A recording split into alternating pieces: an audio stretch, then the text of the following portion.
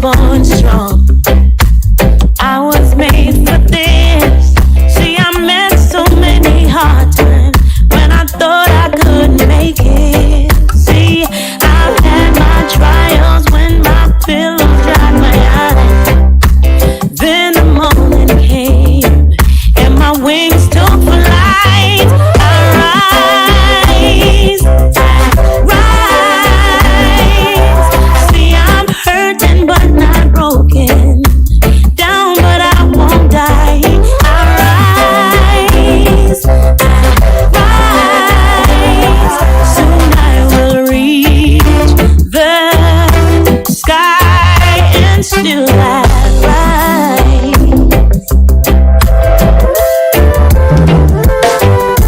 Some say it's a mystery how I still believe that in spite of all I've been through, I could still push the wheel. See, I have a power they can't see with their eyes.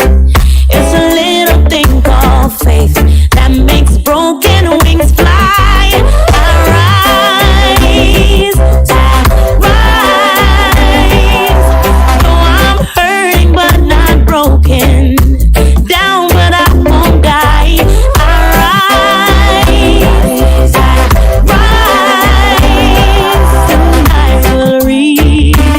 The sky and still I rise.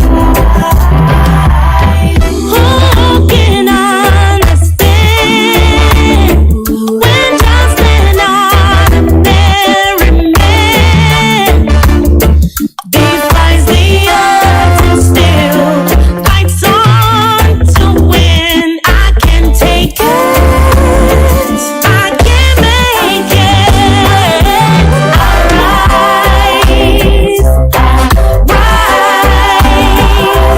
See, I'm hurting but not broken, down but I won't die.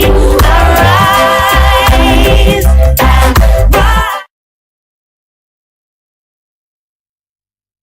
Good morning and welcome to the Morning Connection, coming to you live from the Ligony Club in Kingston, Jamaica. Good morning to the staff at Bess100 FM, those who are in studio, getting us on air this morning, and of course to those who have joined us on air and online. We welcome you to this very special episode of the Morning Connection, otherwise called Percy's birthday. Good morning and welcome to you, Pastor Percival. Morning. Birthday. We were supposed to start with a song. A song? Yes. I'll rise. I heard it. Are you ready? Happy birthday to you. Happy birthday to you. Happy birthday, dear Percy. Happy birthday to you. Happy birthday. Thank you very much. You're to answering song. But really, no. That one is stretching it. You're old enough to get away with everything. With singing a song, oh boy. Oh gosh, we honor you today on your birthday, man of God. Yes, thank you very much. And I think the greatest thing was this morning coming down. We normally pray in the morning when we're coming down with the whoever is in the car. And my two boys blessed me this morning. They sang or they give you money? No man, no man. I think the blessing in terms of the prayers. Yeah, my two boys prayed for me. May the Lord continue to give him wisdom, knowledge, and continue. Yes, continue. Seeing that he's impacted our lives. Yes, I acknowledge that there is wisdom already. Yes, them. Yeah, man. Them say. So I was. Oh, I know you cried. Is that what made you late? Crying in the car? No, I was crying in the car. You know, I was up from early this morning actually because. I hope so. Yeah, man. I was up early and then. up praying. I was gonna call Michelle. Praying. No. And then she prayed for me this morning. It was funny. Laid hands on you, I hope. Just praying, and then I was up early, but I'm gonna tell you, These boys of mine, getting them out of the house in the morning is a chore. Continue to need It's a chore, and just say, you know what? Don't let your blood pressure go up anymore. Absolutely. One day their wives will do it. Yeah, yes. All right, let's take a break. We'll be right back. Oh boy.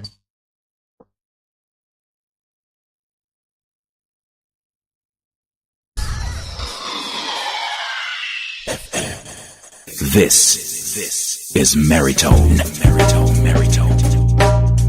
Join the world-famous Meritone family on Bess100 FM this and every Sunday from 1 to 4 p.m. for a Sunday brunch to tantalize your musical taste buds. This is Meritone. Yes, you heard right. Accept the invitation. Meritone Sunday Brunch, an extremely satisfying old-school musical experience from Jamaica to the world. This and every Sunday from 1 to 4 p.m. exclusively on Bess100 FM. Truly the better vibe.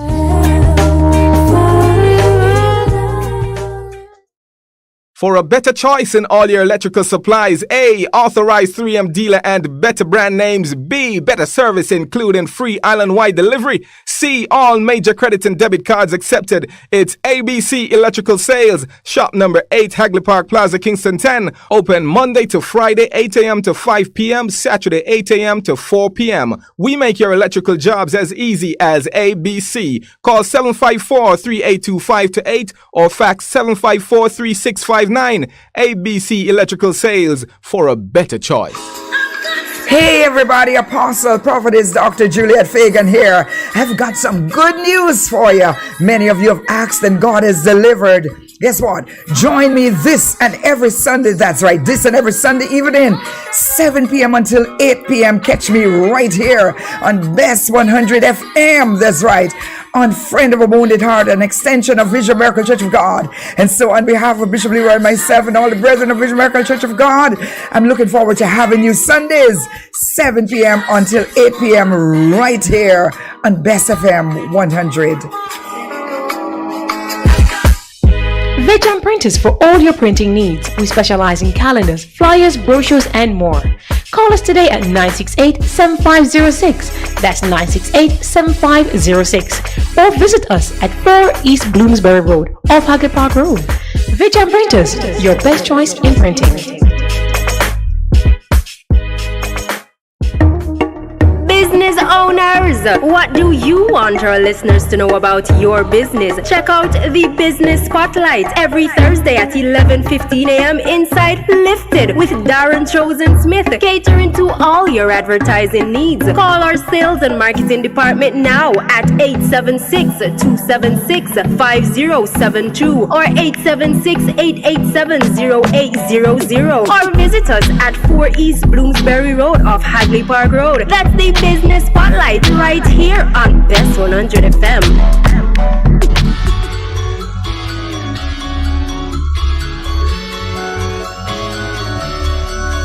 For discussions on health and education, inspiring interviews, surprise giveaways, your favorite songs, tune into Bess100 FM this and every Sunday at 11:30 to 12 noon. It's Distinction 411, your weekly college magazine program hosted by James and the Distinction family.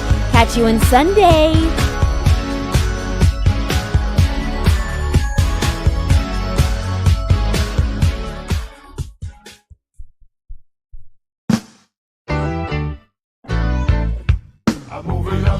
Bess100 FM presents the Mature and Moving Up Show with Lascelles Butch Chen on Thursdays from 6 to 9 p.m.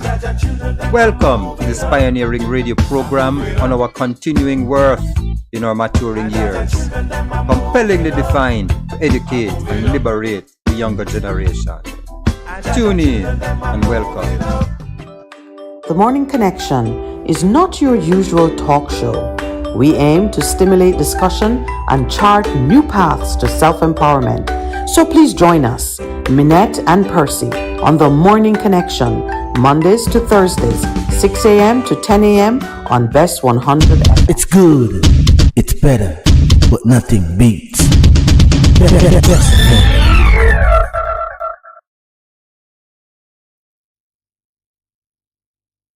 more information, call our offices at 876-276-8935.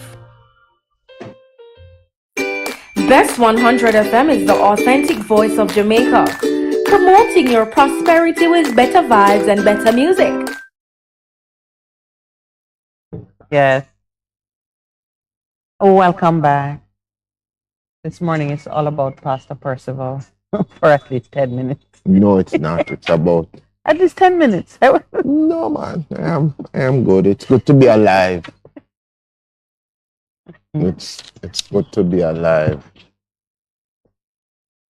So, of course, I want it to be known that we're toasting the man of God with some aged wine. You're right.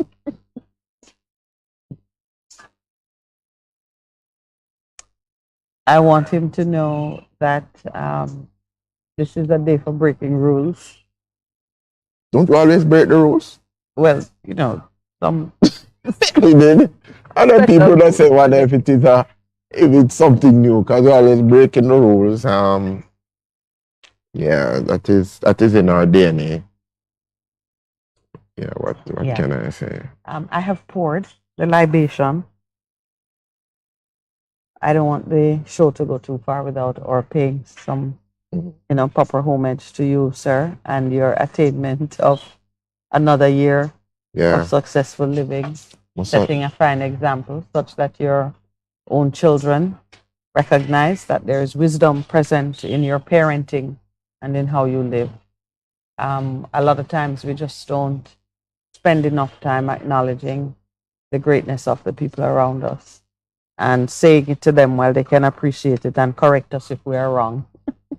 Yeah, that's true. So we're taking a few minutes out of the airtime to speak about Pastor Percival. How am I going to get the producer into the shot? It's coming, as we've poured for you as well, sir.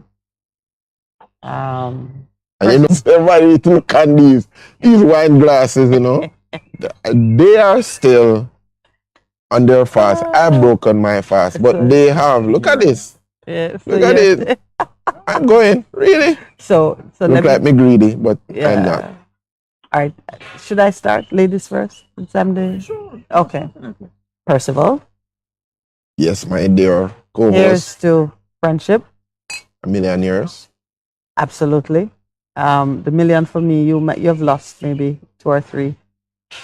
Yeah, that's true. Right. And to just an ongoing success with your ministry.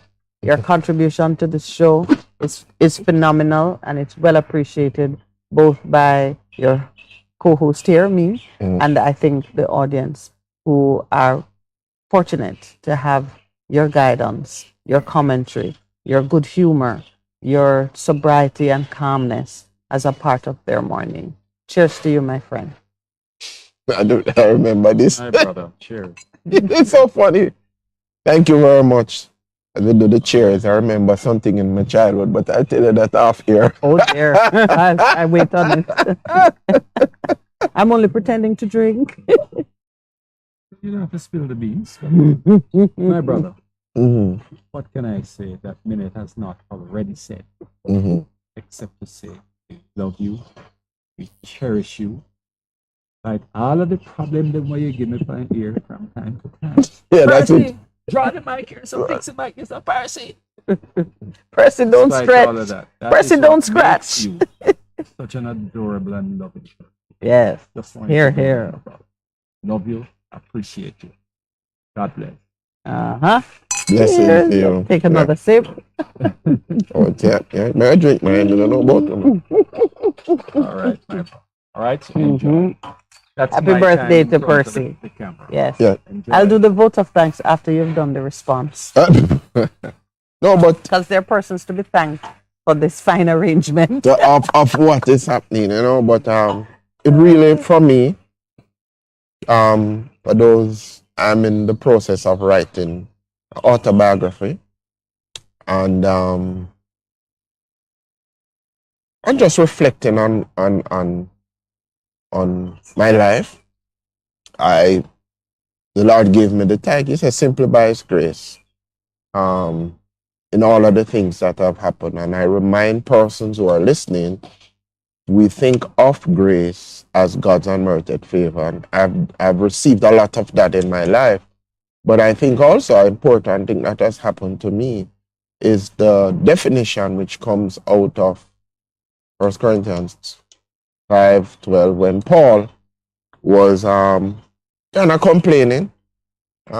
I've prayed, I've this thorn in my flesh, and I've prayed for it to be removed many times. And the Lord said to him, hey, my grace is sufficient for you, because in your weakness I'm made strong. And the definition of that is God's enabling power to go through the many and varied situations of life.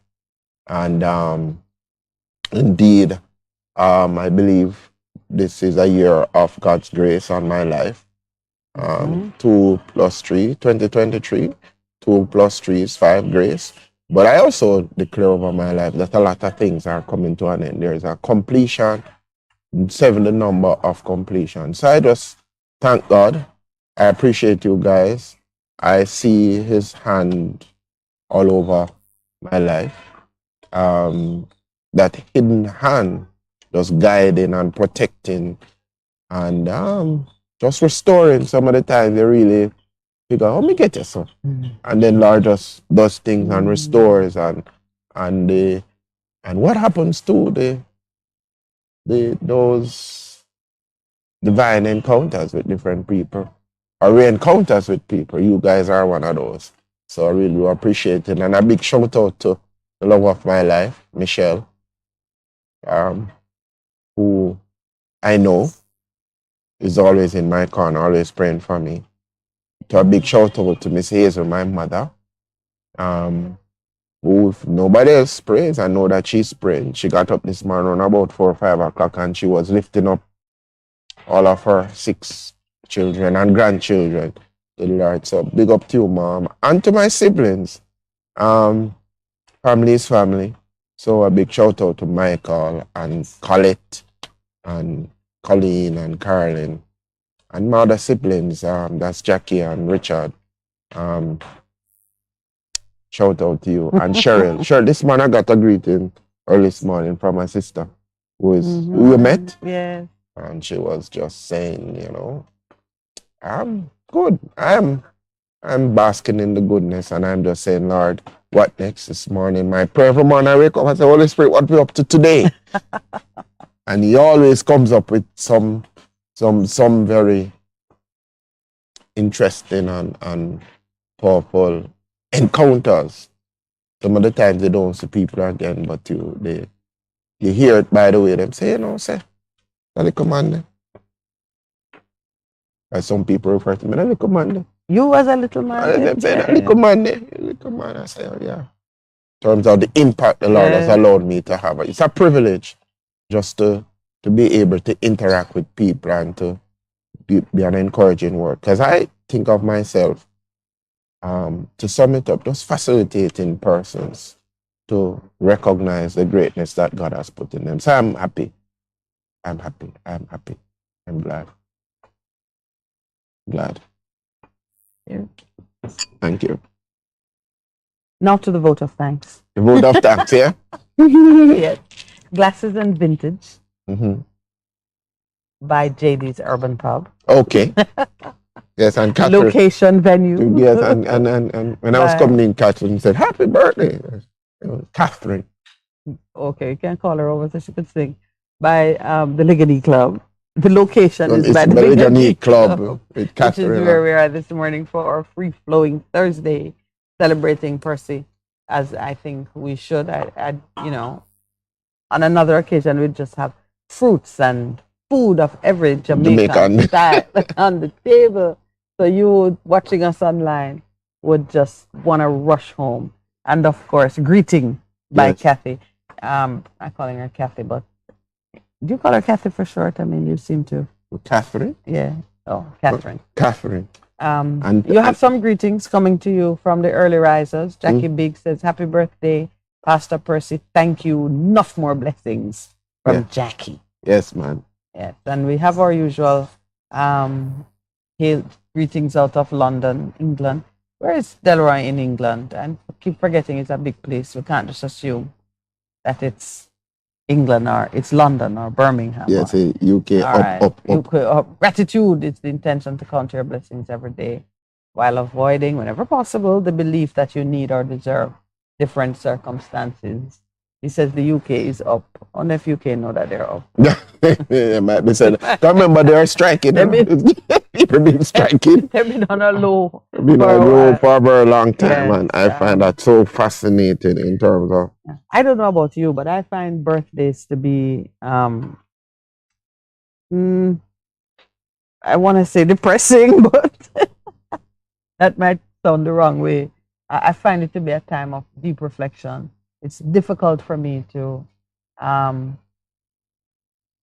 fall into a very celebratory mood on birthdays. I tend to be more thinking about the passage of time and, accomplishment of things set or things not done. Or I get very distracted by the realization that time is a marching on.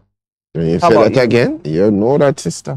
And the important thing, I said it to my boy this morning. He said, you live long. I says, you know what's most important to me, son? It's my endless. He prayed first. And I says, what is most important to me is having completed purpose. Not the length. Not the length of days. It is just purpose. So at the end of it, that I have fulfilled purpose and things. So that is something that guides me. Am I walking in purpose? Fulfilling purpose in terms of when God birthed me in his very heart, that he says, okay, I'm sending you forth, my son. There's people that you need to interact with. Did you just put a womb in the heart? A womb in the heart? Yes. And God birthed me in his very heart. Yes, very heart, yes. So you're writing? Yes, I'm writing. Yeah. How are you doing it? How are you doing it? You're typing it out on your trusty little device, or you're speaking? You're dictating. Dictating, because with what is happening, these computers, you write, and then I have somebody helping me. So I've identified that. So, and it's interesting in terms of the chapters. So you're just generously calling it writing. Yes. I'm writing my book. I'm actually dictating, and somebody's transcribing. You dictate it into a translator. And then the person helps me. You're right. That's what it is. So, oh wow, I'm getting a visual there of Percy leaning back with his arms behind his head in his short. Just speaking his thoughts. And when I was 10, this is what happened. And all of those things, because it is through the different years and just making connections with what's happening nationally and internationally. Because I see that. When I was 16, and I was 16, and you remember when you were 9 or 10 and different things that happened. So it's coming together. Yeah. And of course, there's a book that's written already, which is on mentorship. Just need to be edited, because I've spent a lot of time just working with younger persons, how to do it. And yesterday I was somewhere and one of them come up. I saw him and I said, hey, how you doing? And he said, I can't forget you, sir. Because what I am today is because of what you and other people inputted in my life and how I reconnected with him. Because at the school that I did a lot of mentorship with. And then his girlfriend was teaching me. And we're talking and she said, so and so. I said, yeah, I'm saying, I'm mentor. And then the following day he present himself. I said, you don't remember me, sir? And so, yeah. You see, to see that and then you go, wow. Or I remember too, we used to have this camp. It was a sports camp focusing on young men. And you're in somewhere, somebody ball out, coach. No, I've coached, but it's big people. But for the camp, the counselors were called coaches. Then somebody ball out, coach, where that young man is from. And you see them all the time. So it's been a good. Sounds like you're packing it in. It's been a good life. Yeah, that's right. It's been good journey. It's been a good journey. And I tell people what I've learned early even today, is about relationships. The quality of your life is about relationships. Simply about relationship. First, a relationship with God, and then a relationship with humankind. And if you do it that way, you're good to go. Relationship. Everything is about relationships. Relationships. Quality of your relationship. Love God, love man, good to go. All right, sir. Well, sadly, we can't spend all day talking about No, we know. We move on to the business of the nation, and I don't have a problem with that. What you'll share. The business of the nation, which seems to be churning. Because yesterday, we left with a former chairperson of the FSC and somebody out of another country asking questions. And somebody that more fulsome article on it, and right after that was raised, they got a new chairman in place. So when the present minister of finance says that he don't know, he hadn't seen the report. No, it's not. That's not really. Yeah, no one is believing it. Oh dear, I wish he hadn't gone down that path. Yeah, because it does make for a very poor showing. Yeah, man, it really does. Your minister of finance has credibility issues. Yeah, but not like it's new, because he's both minister and politician. Yeah, he's presumed to have credibility issues from the politician side of his mouth. That reminds me, Gordon Robinson is one of the persons who has been writing consistently on this point, that ministers should not be members of parliament. You can't be a politician having to go out there and, guard the welfare of your constituents, and at the same time be a minister who has to carry out some specific duties, day in, day out, regardless of what your constituency might be demanding of you. And then it becomes even more difficult as minister to divide your attention between ministerial duties and parliamentarian duties, MP duties, especially if you oversee the distribution of funds or allocation of resources. How do you cut that baby in 2, 3, 4, 5? The baby? I couldn't call it the baby. Oh, so, my Lord. It is a challenge, and certainly in the next dispensation, we have to make sure that we have sufficient derricks between the politician and the minister. In fact, I really agree with Gordon. They shouldn't be both. You can't sit in both places. If you're taking up a ministerial appointment, resign as MP. Become a senator? No, resign as MP. So how you gonna? Because the way our constitution is written. So you're speaking to constitutional reform then. Yes, yeah, that's really why I said in the next dispensation. With serious constitutional reform. Ministers and MPs should not sit in the same body. And because now, look at what's happening now. Now you have a serious credibility issue around your Minister of Finance. You can't have credibility issues with the man who handles the purse. Right. Those two words don't go together. That is a recipe for a dysfunctional government. You can't trust the word of your Minister of Finance. Right, and sister. If you take him at face value, he is either negligent or incompetent. Those are big, big, big issues anywhere else that you have to think about it. It just couldn't go forward as is. When the Minister of Finance comes to you with a budget and says, this is the best we can do, or this is how, you have to be thinking, did he get a report and not see it? That would have changed what he is presented. Or is he just plain lying? Because this don't make sense. When he comes with however many supplementary budgets. Remember I presented the third one? Yes. Has it arisen out of necessity? Or he's trying to do something to cover something. You don't want to have those questions. Those are questions of integrity. You don't want to have those questions about your Minister of Finance. You don't want to have them about any minister, but especially if I had to pick two ministries that need to be just purebred all the time, I would say health about security? Oh boy. It's So three. now it's three? It's three. No, it's three. It's The Ministry three. of Finance, Ministry of Health, and Security. So here's why security would be third on the list, not in the top two.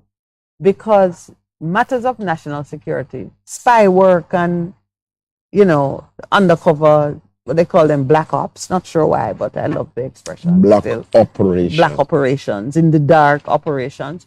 Those are par for the core in security. You're never really hearing the truth. Okay. Because you can't handle the truth. If I were to tell you the truth, you Yeah. know, you sure you can You take can't the handle truth? the truth. So national security has that dark side to it. But a nation has to be able to rest secure in the knowledge that whoever is in charge of security has that integrity to not be sucked in by the behind the scenes, you know, undercover operations that have become a necessary part of, you know, and listen, there's nothing new about it. You remember the even I love Old Testament stories. The children of Israel were met by this band of travelers who came from next door and dressed up in old clothes. With stale bread. The wineskins were cracked and dried up, and their clothes were worn and dirty, and they were coming from next door to say, make a treaty with me, because I see that you're a powerful nation, and I don't want to have no problems with you. Just promise me that you and I won't ever be at odds. We come from far, far. We're not going to be any trouble to you. Only to discover. And they were drawn into it only to discover that they were neighbors. Well, of course, that made them, water carriers and woodcutters. And then they wiped them out. Remember, that was part of the curse after what they did with them later on. Yes. But they were supposed to have wiped them out from early.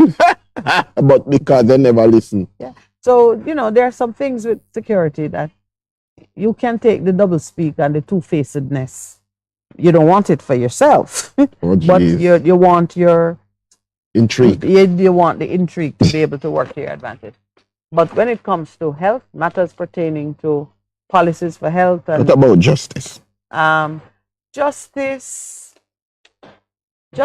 you know, oddly, justice doesn't depend on the person managing it being of integrity and, you know, wholesomeness as much as some of the others.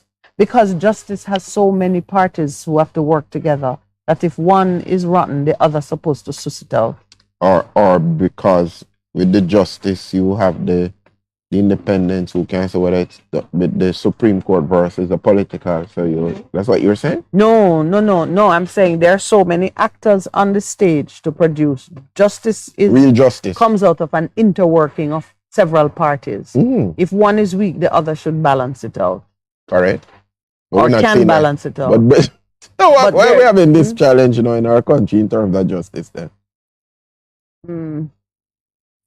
No, this is justice in the larger scale. Yeah. We're talking like when you say Ministry of Justice, you know, Ministry of Justice has a narrow remit that is administrative. But justice as the end result of several processes. Different we have a problem with it because of the lack of integrity in finance, lack of integrity, maybe certainly in security. It's just, what is security? Lack of competence and trust. People don't trust that those doing the admin work are competent and are doing a good job. And it's not even because of resources or just basic skills. It's an integrity issue. True. Like now, I've heard more than one person say, oh, the policemen going to get rich in this season of new offenses. You see the thing, sister? Let me have to make sure I grab my phone, I go so boom, and stick it up there. Because I have it, and you have the minimum fee there is $5,000. Yeah, but it's knowing the raft of new offenses. We have to go through it. My glorious is like 90 new offenses. 96. I saw a friend of mine at the gas station with their car turn off. She said, "Me no want to give me no ticket because your engine should not be running when you're on the and pump." they should have naked light here. Can't be done, yeah. That's an offense. So one of the things that, and you wonder when these things were going through, which policeman is going to come off the road onto my private property to come and give a ticket to somebody who's on the pump? Your pump? Yes, the gas station is private property. Road traffic deals with matters taking place on the road. I mean, you learn that. That's like Criminal Law 101. The Road Traffic Act and the offenses created under they it never see it are for offenses in the public space. If I'm in a parking lot and certain things happen to me, I'm not on the road. Can't charge me under the Road Traffic Act.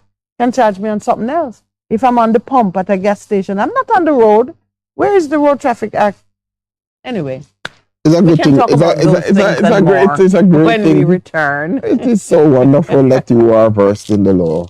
Yeah, push me to turn lawyer. You know. You don't want to become a lawyer. You are. It's already happening. Ask Lowell. If you stare on me long enough, you absorb the law. All right, we'll come back at after the break. You're simply the best. Better than all the rest. Better than anyone. Anyone I've ever met. You're simply the best. Bess FM-100 on your dial. Keep listening.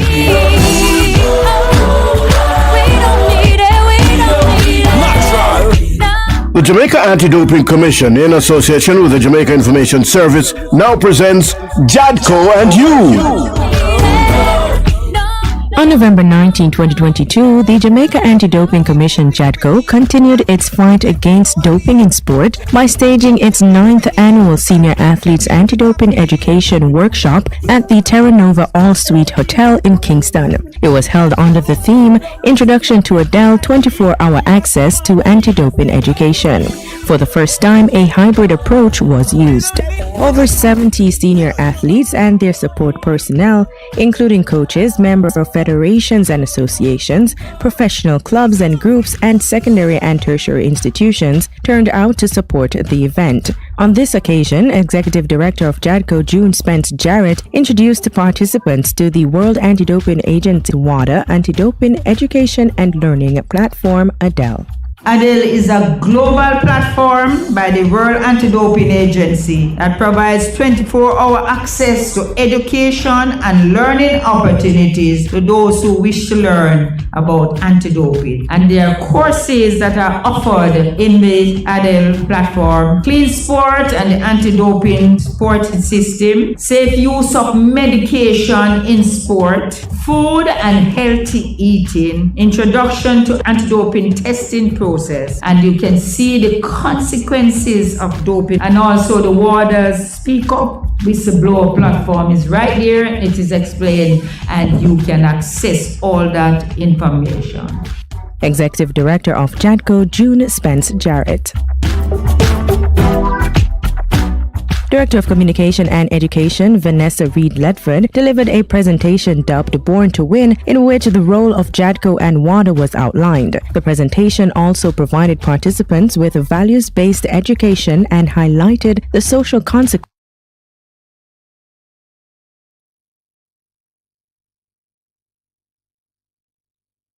followed by Jamaica Medical Doctors Association JMDA representative Dr. Anna K. Harvey, who presented on the health consequences of doping.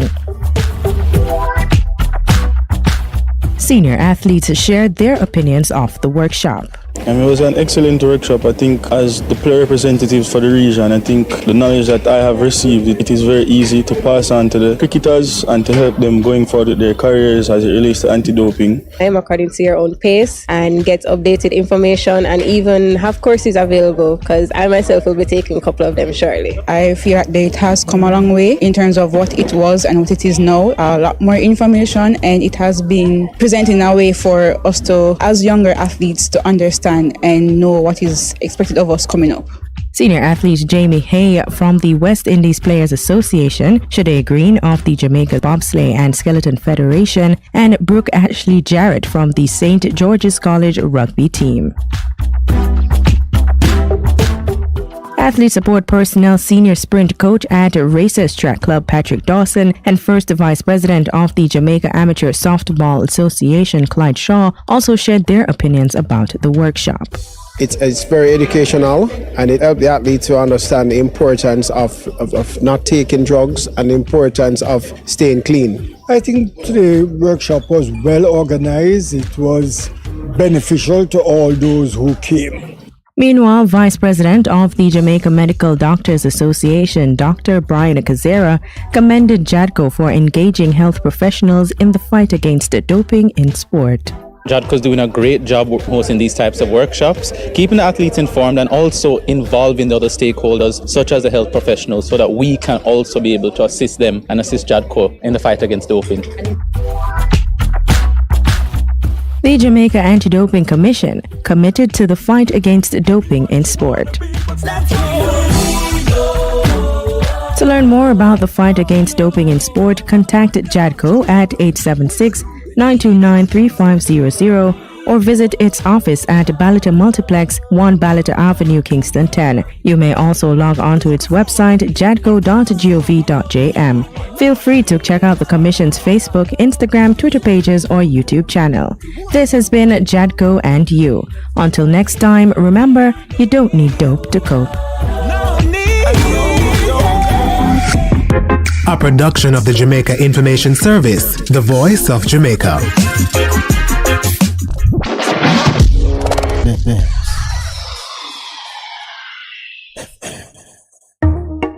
Business owners, what do you want our listeners to know about your business? Check out the Business Spotlight every Thursday at 11:15 a.m. inside Lifted with Darren Chosen-Smith, catering to all your advertising needs. Call our sales and marketing department now at 876-276-5072 or 876-887-0800 or visit us at 4 East Bloomsbury Road off Hagley Park Road. That's the Business Spotlight right here on Bess100 FM.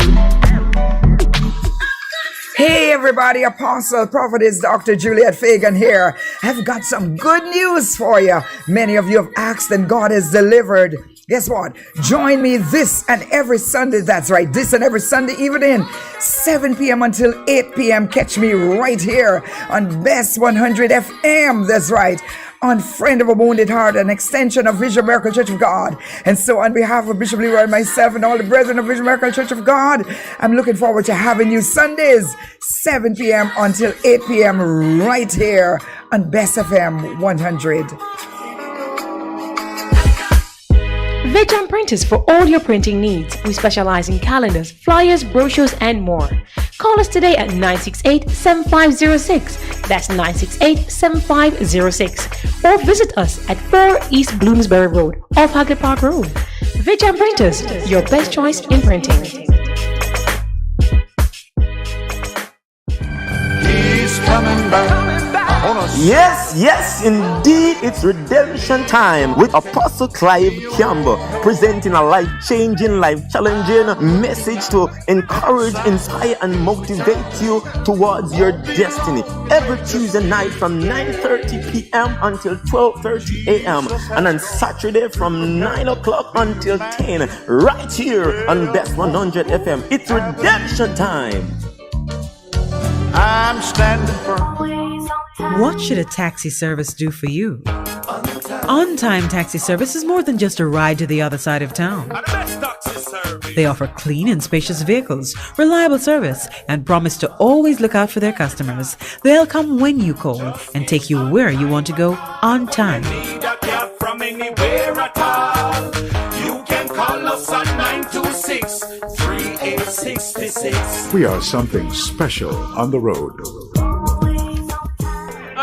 Half a tree, one and drive, half a tree. Bossy, how you do I take taxi star? Jano, I want to tell you, say, 2 months now, my transmission mash up, and I check everybody and can't hear nothing positive. Yeah, hear me? You waste all that time on shop around and never call the experts. Winters Auto have them. Them have over 35 years of experience and them diagnose the problem and get back your transmission brand new. For them service excellent and efficient. Trust me, man. Yeah, hear me? Call them at 929-7040 or go to them at 106 Maxfield Avenue, Kingston 13 and talk directly to the boss. Just tell them I'm me, send you. You big star. Yeah, man, respect my boss. Yeah, try calling, cause trust me. Waiters Auto Spares and Repairs, good afternoon. Ah, what a relief. Bess100 FM is the authentic voice of Jamaica, promoting your prosperity with better vibes and better music. Let us promote your goods and services for you. Advertise with us. For more information, call our office at 876-276-8.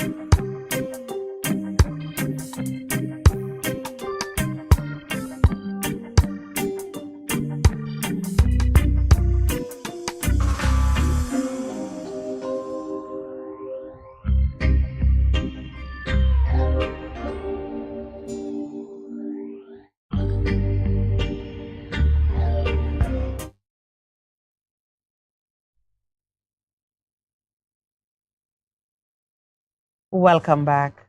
It's very difficult to really broaden our discussion beyond looking at some of Percy's unique experiences. And we got into a conversation about what's happening in the world of sports leadership. And, it started really by looking at a picture of Mike Fennell. Mike is, Mike's still there. Was at the helm of Olympic for years. Sports leadership. For years and years and years. You thought she'd never leave. I would never see the back of Mike Fennell. And when I met Mike Fennell, was doing a stint at Mass Fletcher some long time ago. Okay. And he was a senior man even then. Mm-hmm. Mike has been blessed with long life. But it got us talking about what's happening in the world of sports leadership in Jamaica. Mm-hmm. And Percival was giving great kudos to attorney at law, Christopher Samuda, who did not appear to have a single sports-like bone in his body. No, he didn't. He came through the Paralympic Association. See? Sorry. Yes, that is true. Yes, he welded up for the Special Olympics for years, and then he did. And whatever you might say about him, to my knowledge, he has made the lesser sports, that we would call him. And the lesser sports are the gymnastics and the table tennis and those things, which really don't get much. What he's done is widen it and allowed for a lot of the athletes through Olympic solidarity to go on training program, the coaches and so on. Because our major sports are football. You're going to say cricket. The cricket is a major sport. Somebody like him, even though I played cricket. No, what is No, that's really not happening for the West Indies. No, oh boy. Although Jamaica has won the 50 and the 50 overs and the T20 in recent time to the Jamaica Scorpions. Or the other one, the Talawas. But it's tried and made, some people it's a major better use of the resources that were available, because you would have thought, and it's because having been involved. Remember, I was in the Olympics in 2000 as chaplain with the team, and I never know that when you go and you're a part of the official delegation, yes, yeah, but you know, that child would be leaving college. Yeah, you understand? I'm going, oh, wow, yeah. I never saw it, and I'm going, really? All right, so Lowell is amazed by how long ago it was that you did it. Mm-hmm. And what are you amazed by? Just what happened when the royal treatment. The royal treat. You're treated as royalty when you're a part of the official delegation. You're chef de mission. You have cars at your staff. You have staff, whatever. I say, okay. I have often before that actually said, why people run it down so? And when I went there, I understood why they run it down so much. That's royalty. So all right. Okay, I have a couple of things I want us to touch on this morning. And I made a list. we Of could course, pay I debts can. in full. Oh wow. Of course, I can tick off toast to Percy. Yeah. Though we're still toasting you in our hearts. There was an issue. I want to touch on it because we should speak on all the things that have national impact. We really should. We must. Yes.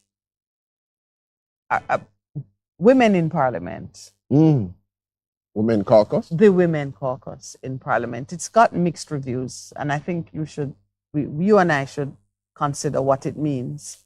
That women of, I think, established tenure in Parliament, none of them were greenhorns, though they were all green, wanting to have a committee. To do what? Caucus. To do what? To caucus. Just to say that we are a caucus? They gather and discuss and come to position. That's what a caucus does. A discussion, a talk shop, isn't it? Oh, I see. There isn't anything more to to caucusing. No, you see, let me see what a caucus. I'm going to look for the definition. You say it's just a talk shop? It's just a talk shop? No, seriously means. Yeah, well, yes, but I mean, if you can set it up to address specific things. A caucus is a meeting in which local members of a political party register their preference among candidates running for office or select delegates to attend a convention. It is a conference of members. The caucus is to meet. Awesome. A caucus is a closed meeting of a group of persons belonging to the same political party or faction, usually to select candidates to decide. I didn't get the impression that it was across the floor, but for it to make sense as a committee of parliament, it would have to be across the floor, bipartisan. It couldn't be. Yeah, that's what I'm saying. Because the JLP ladies can sit at any one of them homes on any afternoon and caucus. No, I'm just trying to. Yeah, so what my thing always is, people come to me with the idea, what it is you're seeking to achieve.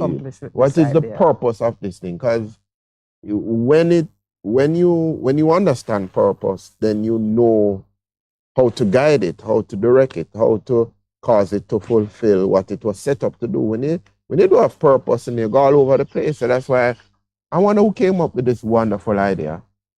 It seems as if it's Camina. Oh, jeez. Sir New Caper. Oh, geez. Not fair. Let me just see how much history I can find on it. But the part I wanted us to focus on was the gender-specific nature of the caucus. Because our friend raised the constitutionality of it. What's his name? Senator Morris. Senator Floyd, yes. Whether it's constitutional or unconstitutional, I think it's curious as to what is the female experience? What is their experience in Parliament? Why they want to caucus? Why they want to exclude the men? What is happening there? That's what makes me curious. Why do you feel a need to sit as women in Parliament as a committee, and it needs to be so official? It's not something that you could manage in your social, navigations. You have to be recognized. It is speaking to some kind of sense that the perspective of the women are being ignored or overrun, or that's what it's telling me. That's my reading of it. Yes, you're looking at some of the that is what is sort of teasing my mind. Why would the need for it even arise? Wow. I know, like it speak about caucus. I remember the African American caucus when Portia was Prime Minister, was very influential in terms of us getting a second IMF deal. You know that? Who? Prime Minister. When Portia was Prime Minister. Yes. And after the Mr. Shard made a mess of the IMF deal, it was the Black Caucus that she reached out to, and then they in turn reached out to Obama, and he said to them, if you just talk to Jamaica, we're doing that story. Yeah. Yeah, but so the caucus in some instances is important. I can understand a Black Caucus, which in the States is across political. The focus is on Black. Yeah. All right, let me get the history for you, because I don't know if everyone gave it fair hearing. It starts with Minister Babsy Grange, who has gender issues in her portfolio. Here it is being reported, let me get this. On the 13th of December 2022, it was reported that the House of Representatives approved a motion for the establishment of a caucus of women parliamentarians from both chambers and all parties. Okay, so it gets a nod on that level. Members of Parliament gave their approval at the end of a debate on the motion, which was tabled by Minister of Culture, Gender, Entertainment and Sport, Olivia Grange, which called for the amendment of the standing orders of the House of Representatives to allow the caucus to be established as a sessional select committee to sit jointly with a similarly comprised committee from the Senate. There's both sides. Today we celebrate bridging both houses, bridging the political divide as we establish this bicameral caucus, demonstrating to our women all over Jamaica that women can come together, eliminating all man-made or woman-made obstacles and work together to achieve a common cause. This what is the cause? That what is the cause? What is the cause? To be determined. What is the purpose? You see, we do a lot of things. Why did it become controversial? We do a lot of things in show, you know. No, why did it become controversial? Because Floyd? A women's caucus is not an unusual thing in any political party, because gender discrimination and gender-specific issues require gender-specific focus. So how did it become controversial on the floor of Parliament? I think if my memory serves me correctly, Floyd raised an objection to it because they say it's not constitutionally. All right. Anticipating the approval of the Senate, Minister Grange said she was excited by the prospect of shared responsibility and the collaborative search for solutions that underpin the bicameral caucus. So now it sounds like Jamaica never had one before. All right, let's see. Let's get another story on it. See Floyd, I said. Why Floyd was. Right, so where the I think gender-specific issues require gender-specific focus. Correct. I do believe that. I also feel that it is true that the perspective of the women will get trampled on, overlooked, pushed aside when it is an open session. Okay. For one, they are still in the minority. Okay.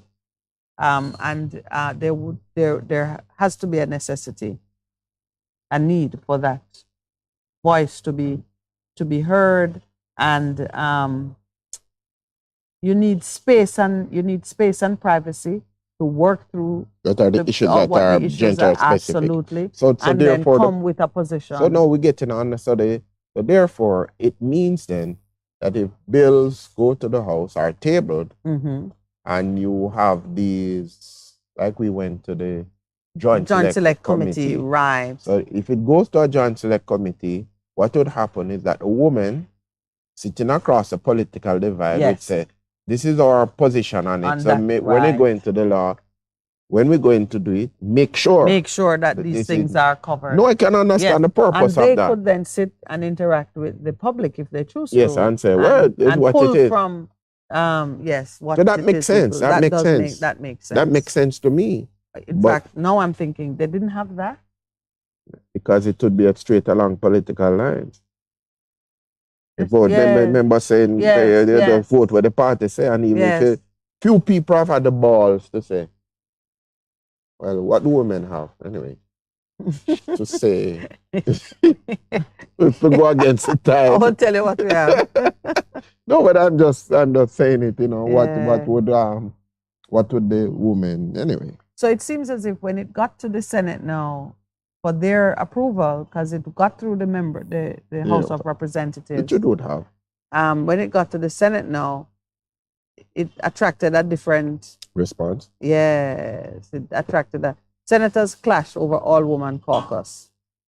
So January 28 now, senators were at a stalemate for hours at Friday's meeting of the upper house over the constitutionality of establishing a parliamentary women's caucus as a permanent committee of parliament. Opposition Senator Floyd Morris, who raised the question of a possible constitutional breach in regards to gender discrimination, abstained from a vote to amend the standing orders to reflect the setting up of the caucus. Morris, who dismissed the notion that he was against the establishment of the bicameral caucus of women parliamentarians to be established as a sessional select committee of both houses, said he would only be satisfied with written opinions from the Attorney General and Solicitor General. This despite an intervention by Attorney General Dr. Derek McCoy by way of a note to Leader of Government Business in the Senate, Kamina Johnson-Smith. Oh, how I blamed her for that one. Remember I said it was another of her caper. No, not her caper. It is Babsy Grange who placed it in her contribution to the debate. And my only surprise is that they didn't have one. Before, PNP has their women's group. JLP have a women's leaders group or something? Man, so why wouldn't you want to see across that? the floor? Yeah. But Dr. McCoy? Yes. Dr. Derek McCoy sent a note to Senator Kamina Johnson-Smith during the sitting indicating that the motion did not offend the Constitution and was no more discriminatory than establishing similar sessions for persons with disabilities, the elderly, or religious groups. The standing orders were eventually amended with a new Section 661E to include the Women's Caucus. Well done. They got some work done on that day, man.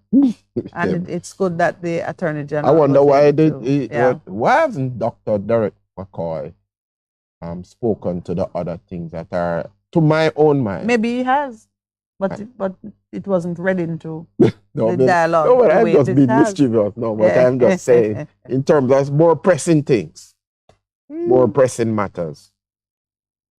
Listen to this. It's a women's caucus, you know, and Floyd's Senator Floyd's objection is no. He made a bid to amend the motion to ensure that male parliamentarians are not excluded from the women's caucus. Well, the one males in a women's caucus. Anyway, What way it would no longer be a women's caucus. No. But but in this world of trans world and all of that, you could have just up and said gender fluidity. No, you see, it becoming absurd.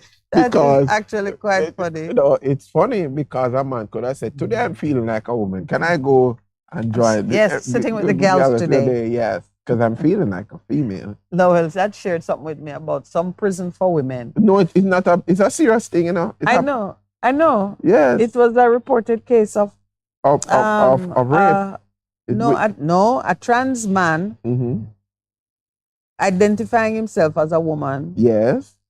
Was entered into a female prison. Yes. And the female prisoner turned up pregnant. Yes. I see you went to biology class. You've taken care of that problem. No, but beyond that, I think it's that similar thing that somebody been charged with rape and thing along that similar case. Yeah. But it's a black man.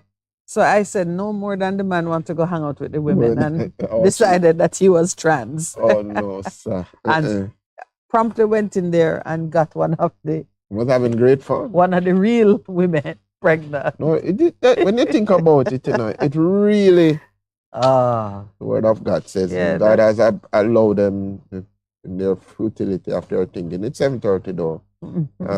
Of their mind and thinking, allow them up to them own way. Is it 7:30 or 7:29? Speaking prophetically. It's 7:30. Let's take our break. Oh, your new watch. We're on.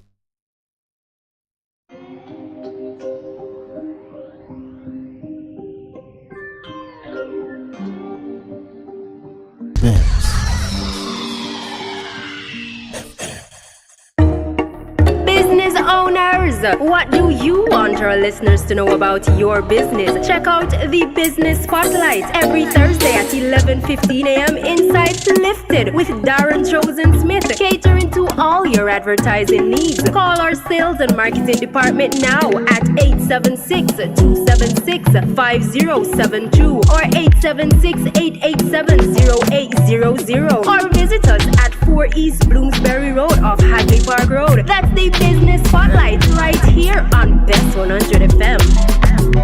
For a better choice in all your electrical supplies, A, authorized 3M dealer and better brand names. B, better service including free island-wide delivery. C, all major credit and debit cards accepted. It's ABC Electrical Sales, shop number 8, Hagley Park Plaza, Kingston 10. Open Monday to Friday, 8 a.m. to 5 p.m., Saturday, 8 a.m. to 4 p.m. We make your electrical jobs as easy as ABC. Call 754-382-528 or fax 754-3659.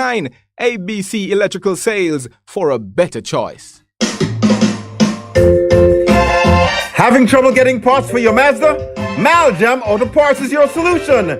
Find Maljam at the new and convenient location off Upper Waltham Park Road at 9 Kingswood Avenue. Maljam Auto Parts, with over 25 years experience, providing all Mazda parts, new and used. Call 923-4389 and 461-1786. Maljam Auto Parts, serving your Mazda needs. Vijam Printers for all your printing needs. We specialize in calendars, flyers, brochures, and more. Call us today at 968-7506. That's 968-7506. Or visit us at 4 East Bloomsbury Road, off Hagley Park Road. Vijam Printers, your best choice in printing.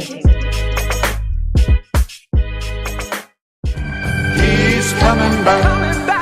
Yes, indeed, it's redemption time with Apostle Clive Campbell, presenting a life-changing, life-challenging message to encourage, inspire, and motivate you towards your destiny. Every Tuesday night from 9:30 p.m. until 12:30 a.m. and on Saturday from 9 o'clock until 10, right here on Bess100 FM. It's redemption time.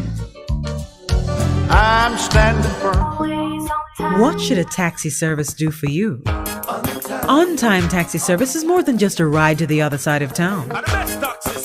They offer clean and spacious vehicles, reliable service, and promise to always look out for their customers. They'll come when you call and take you where you want to go on time. From anywhere at all. You can call us at 926-3866. We are something special on the road. The Morning Connection is not your usual talk show. We aim to stimulate discussion and chart new paths to self-empowerment. So please join us, Minett and Percy, on The Morning Connection, Mondays to Thursdays, 6 a.m. to 10 a.m. on Bess100 FM. It's good, it's better, but nothing beats. The evenings, relax with us in the lobby bar and lounge.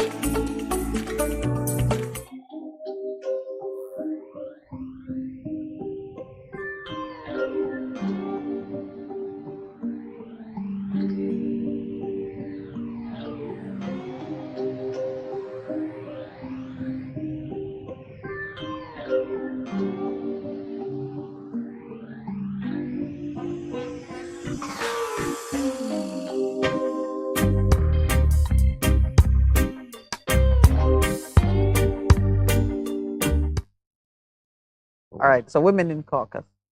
Welcome back. All right, I'm going through the list on this free-flowing Thursday where Percy is at the center of our attention, but we're still trying to get some work done. Women in Caucus, Percy, we say yes. Well, frankly, we're surprised. It was not so before. But why did it come? At the close of the review of what happened in the Senate, Kamina Johnson-Smith is quoted as saying that this was in an effort to satisfy Jamaica's commitment to under the United Nations Treaty for the elimination of all forms of discrimination against women. Mm-hmm. So just like how they tick that box, we're ticking that box on our Tick that? It's You know? a box ticking Hello, exercise. Minett. Yeah. We need to do better than that still. Yeah. We need to do better. Because, again, people, we keep, it's a scratch record on this program. Especially from me, what is the motivation of the heart? Yeah. It's wrong, man. That's the only reason why. So them ticking some boxes out. Box ticking. Yeah, man. Okay. But you know what? I bless them for ticking that box, because there really is a need for women to give special attention to some things, and for them to speak with one voice on things that are most important in the nation. And I just took it for granted that was already in existence, because even if you pattern yourself off the way other mature nations organize their political system, you would see that the women have a space. That's not even, you wouldn't even say modern. That's been so for a long time. And even when you look at the local level, in party politics, the women have a space. Yeah. So what are you going to do with what comes out of that space when you stand in a male-dominated environment and you need to speak with one voice? You must have come to that one voice through a process. But, you know, I applaud them for that. I tick that one on my list too.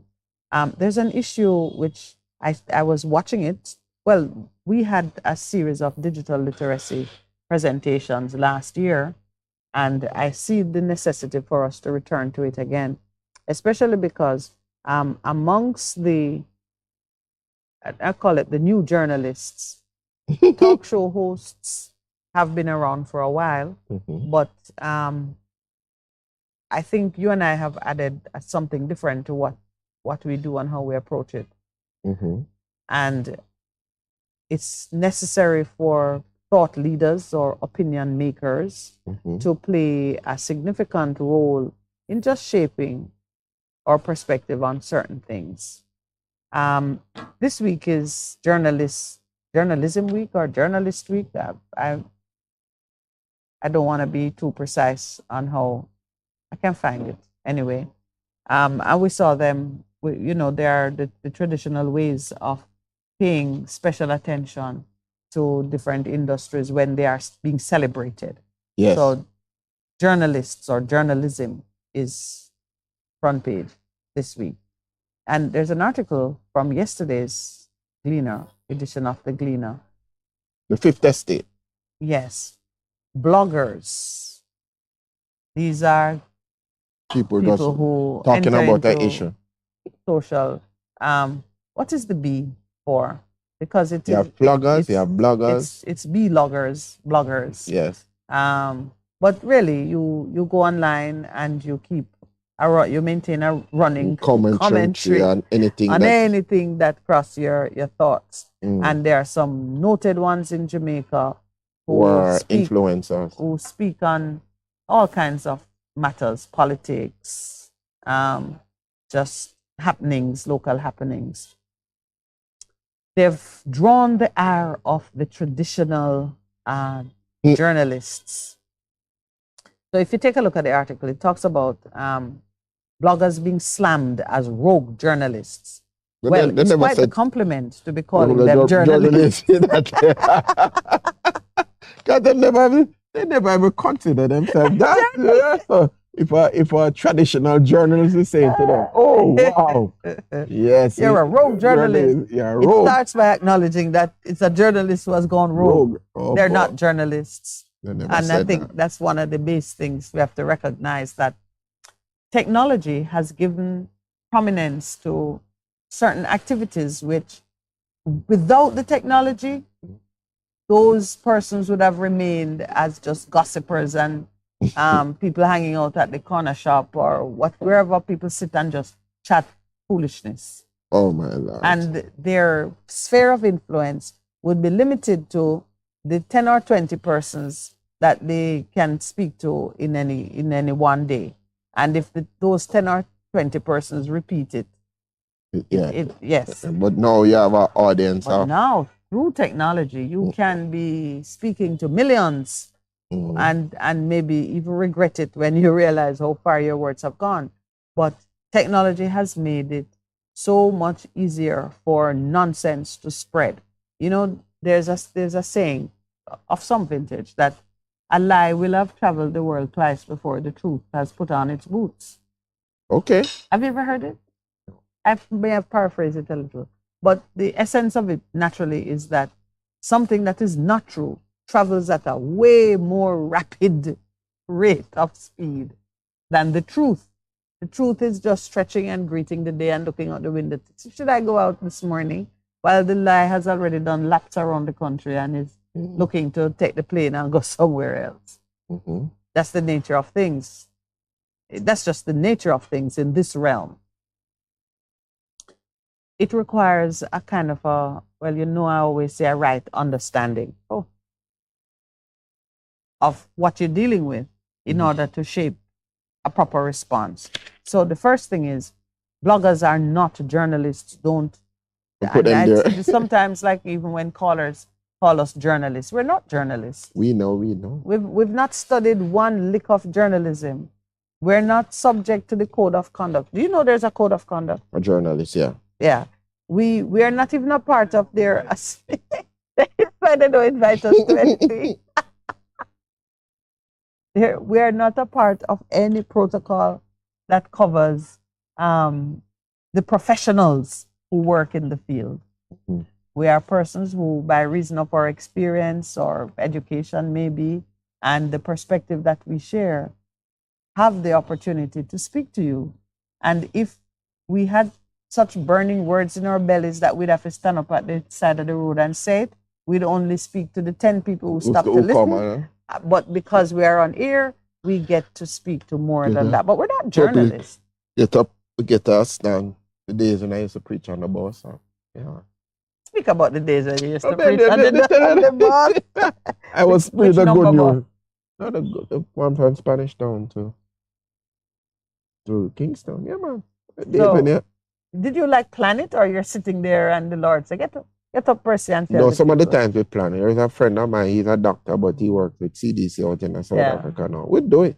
So, hey, listen, I discovered that there's a ministry that involves holding placards. No? Yeah. Yeah. I met someone who said, that's my ministry. Yeah. And I write on it, Jesus loves you, and I go stand up somewhere. I always thought those people were trying to beg change. No. Some people I never know it's a ministry that you dress up and go out and do. They call to do. Different people have different public. Absolutely. And it's not for any of us to disparage how they want to, because there's a person who is glancing by and sees the placard that says, well, no, Jeremiah, no, it wasn't Jeremiah. That would have been Ezekiel. One of them. No, what's it? Jeremiah. It's Jeremiah. It's Jeremiah. Jeremiah. Just lie down in that space. Yes. Lie on one side for 365 days. Turn on the other side to show that this is what it's going to look like as you're leaving. And make a wooden yoke. Remember, you had to wear a wooden yoke in temple? And then that other bad mind prophet break the wooden yoke. And say, same way I broke it, that's what happened to you, because I'm the true prophet. And you will be in a yoke of iron. I tell you, those stories are fascinating. Anyway, that is Lowell drawing us off track. We really are rogue journalists.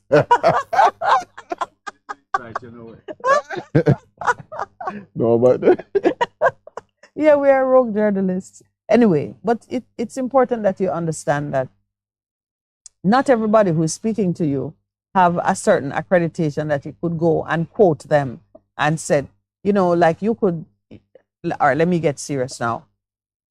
If you were pleading a case for someone in court, there are some accepted sources of law that you can resort to. You can say, you know, justice. According to the article in the Gleaner, so and so, you can. I'm coming to that. There are different sources, and they are rated according to their credibility. And credibility is tested not on are you speaking the truth and believe yourself to be speaking the truth, but is your information coming from sound research and analysis such that it can be relied on as wisdom. So there are different And there are different sources that you can resort to support your argument. So you can say the Privy Council ruled so and so, that is the highest source, because the Privy Council, shamefully so, is still the highest court in the land. Or you can say the Court of Appeal of Jamaica, in the case of Percy versus Lowell, said so and so on the point. And that is your second highest source, because the Court of Appeal is just below the Privy Council. You go to the High Court and say the High Court judge ruled in so and so. So where does the newspaper article The come? newspaper is way down the bottom, because depending on who wrote it, so there's a pecking order. I love that. There's a pecking order. For those who are drawing their information from online sources, you have to learn how to. So when we're doing research, even in terms of writing, it says it's not every source. I say, no, that can't use. That's not a source. That can't use. I found it on the internet. No, they have to go through and check, and that's why you have peer-reviewed journals that they say, that became a major thing in regards to the recent pandemic, and people saying, no, they're not peer review, and because persons were drawing information from all kinds of sources, and even the peer reviewers were being paid, not able to test the integrity of what they were getting. So today, author of this article that says bloggers, that speaks about bloggers as rogue journalists. They're not journalists at all. They haven't gone rogue. They're performing true to type. They are ordinary sons and daughters of the land with an opinion on something or a perspective on something that is shaped by their own paranoia and experiences and biases, and they've spoken their opinion. It's just an opinion. And we who are drawing from that pool need to understand what is contaminated, what is pure, how to dissect. So digital literacy remains a very important issue for this nation, because a lot of us believe that just by virtue of the word being written gives it some authority. Then if it is published, and it's published in a globally accessible portal, it seemed to rise. It is no more important than a madman at the corner muttering something that gets picked up.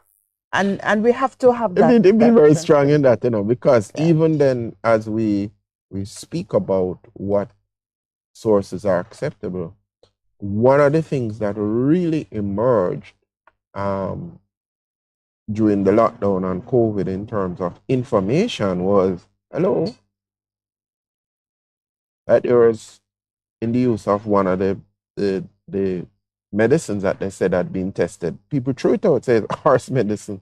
And people said, because it wasn't that peer review thing, and when they check it, it came out, and people said, no man, something wrong. And then when they check it, they have to retract it. This is one of the big medical journals, I said, and when they check the guy, he just pull some things, they push it through. So even some of the times, even the so-called peer review and they says, but we shouldn't, let's not conflate the two issues, though, because a dishonest peer review publication does not discredit the system of peer-reviewed assessments. It is still one of the best ways to test the integrity of what persons in the same discipline are doing.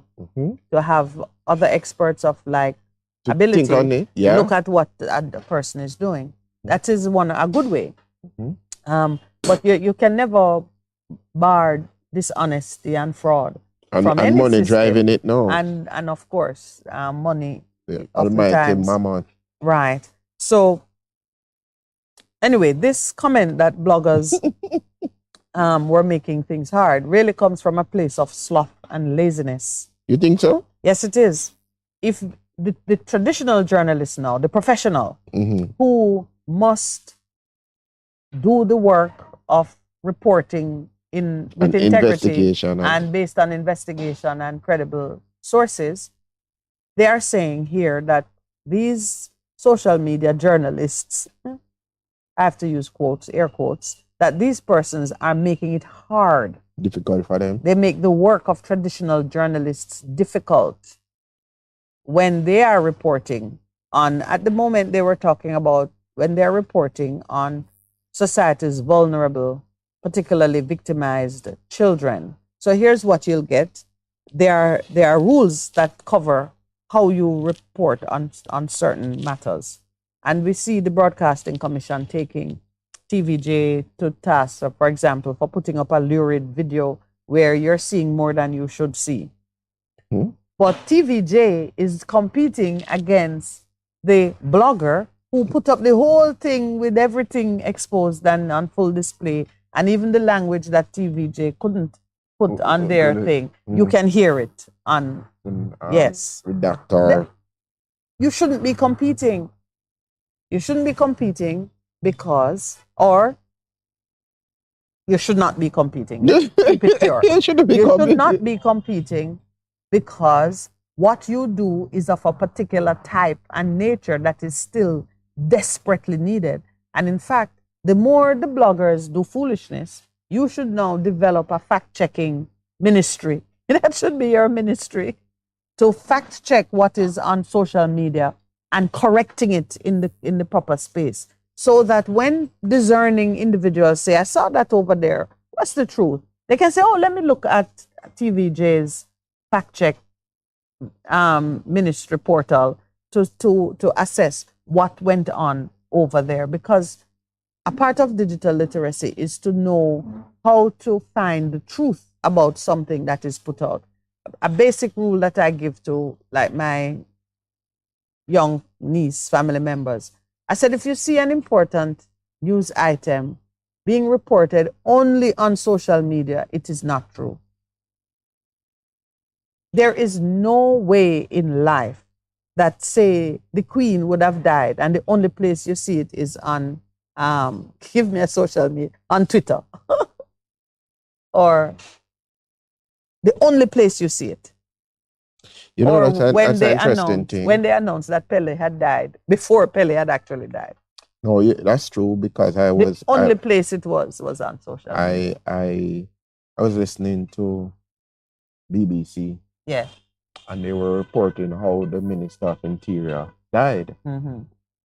And they say, in order for it to be true, she went through 1, 2, 3, 4, she could 5, put it on 6, the air. 7 steps. And she said, oh, it's true, because this line up with that, line up with that, line up. And I said, wow. Yes. So they now have to be so careful, because even what is happening in terms of the war in Ukraine, it's a major propaganda from both sides, you know. You have to know. And they were saying, not because they see it, she said, we have to check this, of course, and we have to do some digital thing, and we have to check this video, and I'm saying, okay, all right.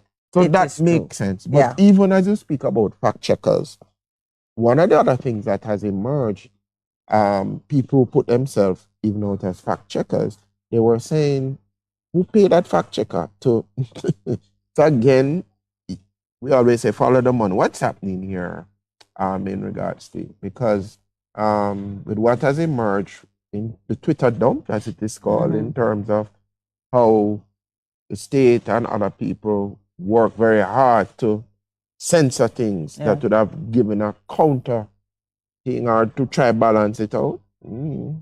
But so here's years ago when the technology was, you could see that there would be a convergence of certain technologies that would make news more accessible, real time, and in living color. Yes. There are persons like myself who understood that it was a great thing for people to have information, because knowledge is power. True. And people perish for lack of knowledge. Correct. So if you can sustain life and be powerful in how you navigate, clearly that's a blessing. Mm-hmm. But at the same time, you understood that you needed now to have the skill. Discernment became more important. And as we spend so much time talking about the wisdom of God and the knowledge of God and so on, the discernment becomes way more important. So for example, I know when I get a piece of information, just like how the BBC journalists list the 7 checks, I know I have to check it in some ways. You don't just throw it out because it is offering a perspective, but you don't internalize it and allow it to shape your thinking or your decision making without establishing some other parameters. Because as we know, the battlefield of the mind is a major thing that's That happening. is the theater of war. Yeah, that's in what's this happening age. right now in this age. Yeah, and you can't just... Anyway, but that's a so major we thing. need to come back to digital literacy and be a point of reference, be helpful to persons who are still challenged and who don't want to dismiss something too early and find that later on it was really useful information and they fail to use it. Well, that becomes an important thing. So this article, though, that has written is useful. There's a recitation in it of some of the elements of the code of practice for journalists, Jamaican journalists and media organizations. Reporters cannot interview or take photos of children under the age of 18 without the consent of a parent or guardian. The press cannot identify minors who are involved in sexual offense cases, whether as victims, witnesses, or defendants in a trial, or in any news report of a case involving a sexual offense by an adult against a child. And these are things that we should be mindful of, and we should speak against it, and we should not consume it either. There are some things people send to me, I delete it, and I send them a message to say, that's not something you should be sending around. During the pandemic, I remember a pastor sent me a story or a video about, like it's something about 19 missionaries held hostage in some place, and a beheading was imminent, and something. That was like 3-4 years old. Listen, more than that, because when it's not missionaries, it's something else. It's one of those things that people just rehash and give it fresh life. And I'm thinking, like, when I got it, I was saying, this big man sent me this. Does he think it's true? You think? And it said like it had Canadian missionaries and American missionaries and so on. I said, but you think that American lives would be at risk, and the only place you hear about it is on the internet, social media? Just think and start to research it. I researched it and got the whole history of it, of how many times it had gone through with different persons in it. So digital literacy is a big deal, big deal. I mean, even for example, things like you maintain an account with a financial institution, and you get statements, and when you look at the statements, they send them to you by email or online or whatever. And when you look at it, there's nothing in it that distinguishes it from something that anybody could have just get up and send you.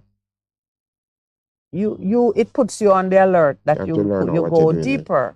I told you I'd been trying to register with the NHD app for something. Every time I try that, I try to get the verification for my registration, it just goes into a spin. And that goes on. I mean, I've tried it 2 or 3 times, and I shut down the computer, leave it overnight, go back to it the next morning, and it's still doing that. And then out of the blue, I get an email telling me that NHD has prepared a check for me. I just need to verify my bank information. It's foolishness. Yeah, I couldn't be registered. How did I move from not being registered to a check is ready for you, confirm your wire transfer information? Yes, tell them, say, them their account. Somebody try to scam you. Yeah. I know, I've been trying. Have you been, somebody tried to scam you already? No. Happened to me. That was very interesting. I've got online things. Oh, no, it's like I got the NHD one, let me just watch which it reminds go. me that I need to and when it watch me, and I say, okay, going along, so I know somebody trying to scam me online, and I go to, and then I say, they send so much money to someone. So I say, all right, you send it to me first. And then they know you're not more. I saw Lowell had one. I'll tell it in 30 seconds if I can. Lowell had one. Somebody reached out to him and said, like, how are you, man of God? And bless him and saying things like, try prophesy to him or something like that. And Lowell answered, in a kind way. And then the person asked him something, said like, oh, he can do something or other for him, but he needs to sow a seed. So I'd love to ask a question like, he asked him a question, a probing question, and the answer came back was like, are you sowing the seed or not? It was like, I have 10 of you to do this morning. Do that today. I'm not wasting any time with you today. Let's take our break. So the seed or not. Oh, boy.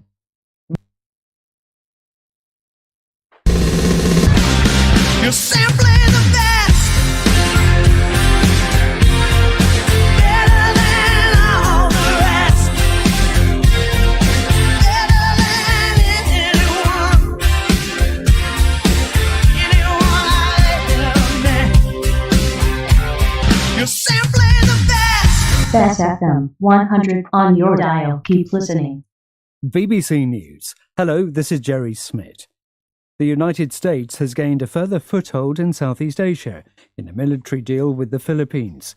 US troops will be given access to 4 new bases not far from Taiwan, where there are growing fears of a Chinese invasion. Rupert Wingfield-Hayes is in Manila. This is very significant. Although the numbers are small, nothing like back in the Cold War days, it's their positioning that's really significant. So we understand that some of these bases are on the northern island of Luzon, facing both the South China Sea, but also facing towards Taiwan. It would give the Americans the ability to put in monitoring, sensing, to fly drones, to place shore-to-ship missiles, so anti-ship missiles, or shore-based missiles, things like that, potentially. And that puts Chinese vessels in the South China Sea and close to Taiwan at risk. China has denounced a plan by Canada to admit 10,000 Muslim Uyghur refugees from China into Canada over the next 2 years. More from our Asia-Pacific editor, Celia Hatton. Canada has risked its once rosy relationship with Beijing in order to focus on China's treatment of Muslim Uyghurs. It was one of the first countries to denounce Beijing's believed detention of around 1 million Uyghurs as genocide. On Wednesday, all 322 members of Canada's parliament agreed a plan to allow 10,000 Uyghur refugees into Canada, noting that Beijing uses intimidation tactics on those who've already fled China to get them to return to China's northwestern Xinjiang region. The oil and gas giant Shell made a record profit of nearly $40 billion in 2022. The results were boosted by a surge in energy prices caused by Russia's invasion of Ukraine. Here's our business editor, Simon Jack. This is the highest profit in Shell's 115-year history. It is the highest profit ever recorded by a UK company of any kind. And obviously there is some outrage at these numbers when people are suffering, and there are calls for even higher taxes on these companies. In the UK, they already pay 75% of any UK profits in taxes and an additional windfall tax. But 95% of the money Shell makes is from outside the UK and is taxed outside the UK. The campaign group Amnesty International has called on Shell to clean up its oil spills in Nigeria that it says have poisoned land, fishing grounds and water wells and destroyed people's livelihoods. The appeal was issued a day after a claim by several thousand residents of the Niger Delta was lodged at the High Court in London, demanding compensation from Shell. World news from the BBC. The European Parliament has voted to lift the immunity of 2 of its legislators whom the Belgian authorities suspect of involvement in a major corruption scandal that's shaken the institution. The Italian MEP Andrea Cozzolino and Marc Tarabella, who's Belgian, both deny wrongdoing. The affair centres on allegations that countries, reputedly Qatar and Morocco, have tried to influence the European Parliament using large bribes.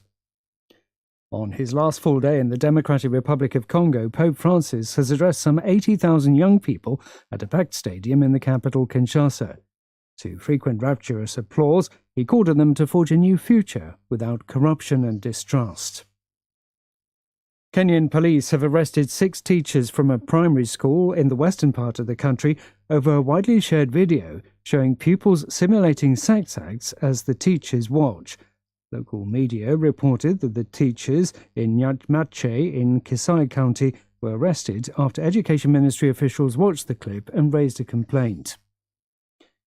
Police in northwest Pakistan say a suicide bomber who killed more than 100 people inside a high-security mosque in Peshawar was wearing a police uniform at the time of the attack. The blast happened as officers attended afternoon prayers. Here's Ambarasan Ejibarajan. The police chief in Khyber Pakhtunkhwa province, that's in the northwest of Pakistan, he was giving details about how this attack unfolded, how the suicide bomber managed to evade various security checkpoints. The first thing he was saying was that he was wearing a full, proper police uniform with a helmet, and he was coming in a two-wheeler motorbike, and he was also wearing a mask.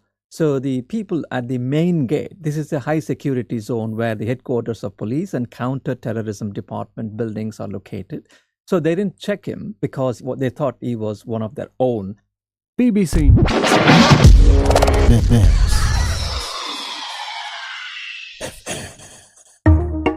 Business owners, what do you want our listeners to know about your business? Check out the Business Spotlight every Thursday at 11:15 a.m. inside Lifted with Darren Chosen Smith, catering to all your advertising needs. Call our sales and marketing department now at 876-276-5072 or 876-887-0800 or visit us at 4 East Bloomsbury Road off Hagley Park Road. That's the Business Spotlight right here on Bess100 FM. For a better choice in all your electrical supplies, A, authorized 3M dealer and better brand names. B, better service including free island-wide delivery. C, all major credit and debit cards accepted. It's ABC Electrical Sales. Shop number 8, Hagley Park Plaza, Kingston 10. Open Monday to Friday, 8 a.m. to 5 p.m. Saturday, 8 a.m. to 4 p.m. We make your electrical jobs as easy as ABC. Call 754-3825-8 or fax 754-3659. ABC Electrical Sales, for a better choice. Having trouble getting parts for your Mazda? Maljam Auto Parts is your solution. Find Maljam at the new and convenient location off Upper Waltham Park Road at 9 Kingswood Avenue. Maljam Auto Parts, with over 25 years experience, providing all Mazda parts, new and used. Call 923-4389 and 461-1786. Maljam Auto Parts, serving your Mazda needs. Hey everybody, Apostle Prophetess Dr. Juliet Fagan here. I've got some good news for you. Many of you have asked and God has delivered. Guess what? Join me this and every Sunday. That's right, this and every Sunday evening, 7 p.m. until 8 p.m. Catch me right here on Bess100 FM. That's right. On Friend of a Wounded Heart, an extension of Vision Miracle Church of God. And so on behalf of Bishop Leroy, myself, and all the brethren of Vision Miracle Church of God, I'm looking forward to having you Sundays, 7 p.m. until 8 p.m. right here on Bess FM 100.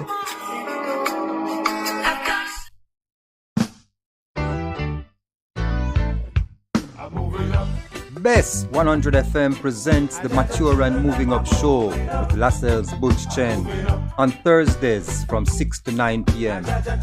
Welcome to this pioneering radio program on our continuing worth in our maturing years, compellingly defined to educate and liberate the younger generation.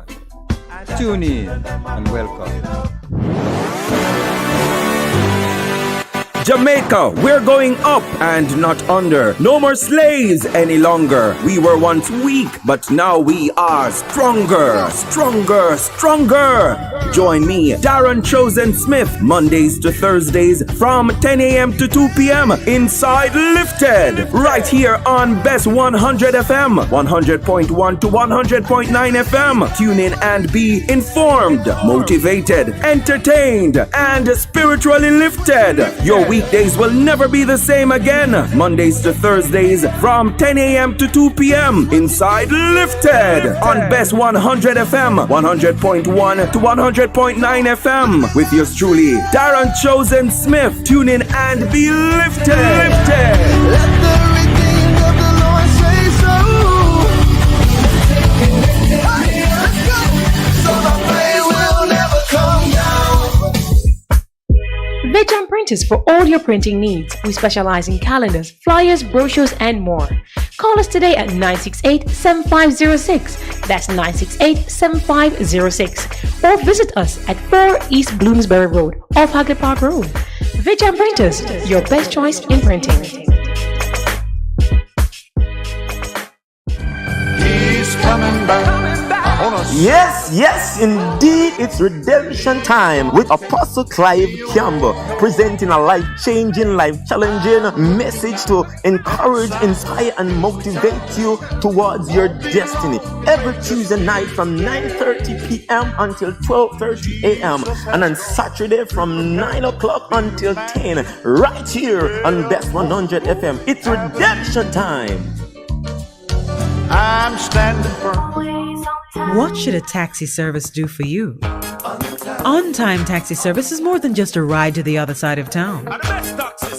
They offer clean and spacious vehicles, reliable service, and promise to always look out for their customers. They'll come when you call and take you where you want to go on time. From anywhere at all. You can call us on 926-3866. We are something special on the road. The Morning Connection is not your usual talk show. We aim to stimulate discussion and chart new paths to self-empowerment.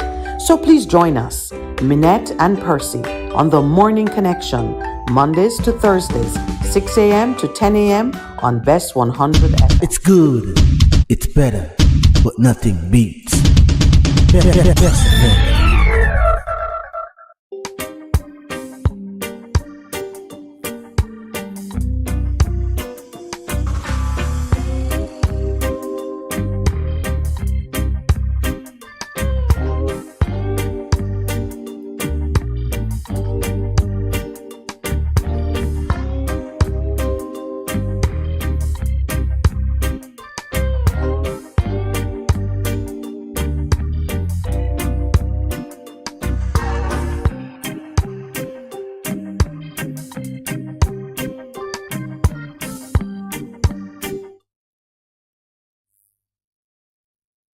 Welcome back. We're into the second segment of our morning. I just want to say, for the benefit of those who are joining us now, that it is Pastor Percival's birthday. You'd have to go online to hear me singing happy birthday to him, because that kind of performance cannot be repeated. Maybe next year, but certainly not twice in the same morning. But we're celebrating Pastor Percival. Percy, stop paying attention to Justice Chuck's 10 years ago picture. No, the one that speaks Justice like Week 2023, February 5 to 10. That's next week, no? Yeah. Yeah. They're doing parish services all over the place.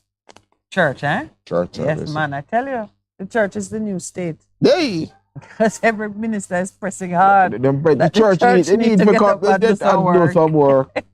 They recognize the work that the church been doing, but I agree we can do the importance. Yes, and the work we've been doing, because people say, take the church out of the society. I thought that they're campaigning, because me see some church where they're planning to go, and I think that's the first time that some of them will even go into those communities.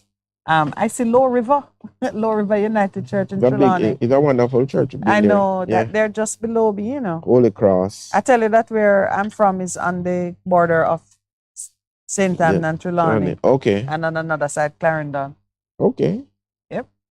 Is that different? I come from a unique place. This is one of the national church services at Salem Baptist Church. They're going all over. Christian Fellowship World Outreach, where this is. Count it off and tell me if you see 13. 13 churches. 1, 2, 3. It does 4, sound 5, like they're 6, going 7, everywhere. 8, 9, 10, 11, 12, 13, 14. In fact, it's 14. We're going to go downtown as well as. So Kingston is in, Portland is in Buff Bay Baptist, and clearly St. Andrew is in all St. Andrew's Christian Fellowship, yes. Clarendon, St. Catherine, Harmony Gospel. Where is that? Harmony Gospel, where that is? You see a church that you don't know? Yeah. Anyway, I do have a few more matters, Pastor Percival, for your kind attention. No. Okay. You always have my attention. Yeah.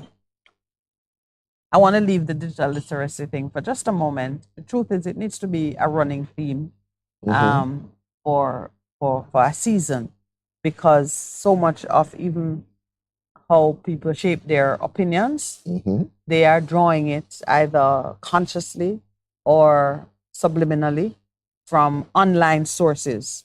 A tweet that they saw, some YouTube video that they watched. Just there are just so many places from which, you know, people are drawing things.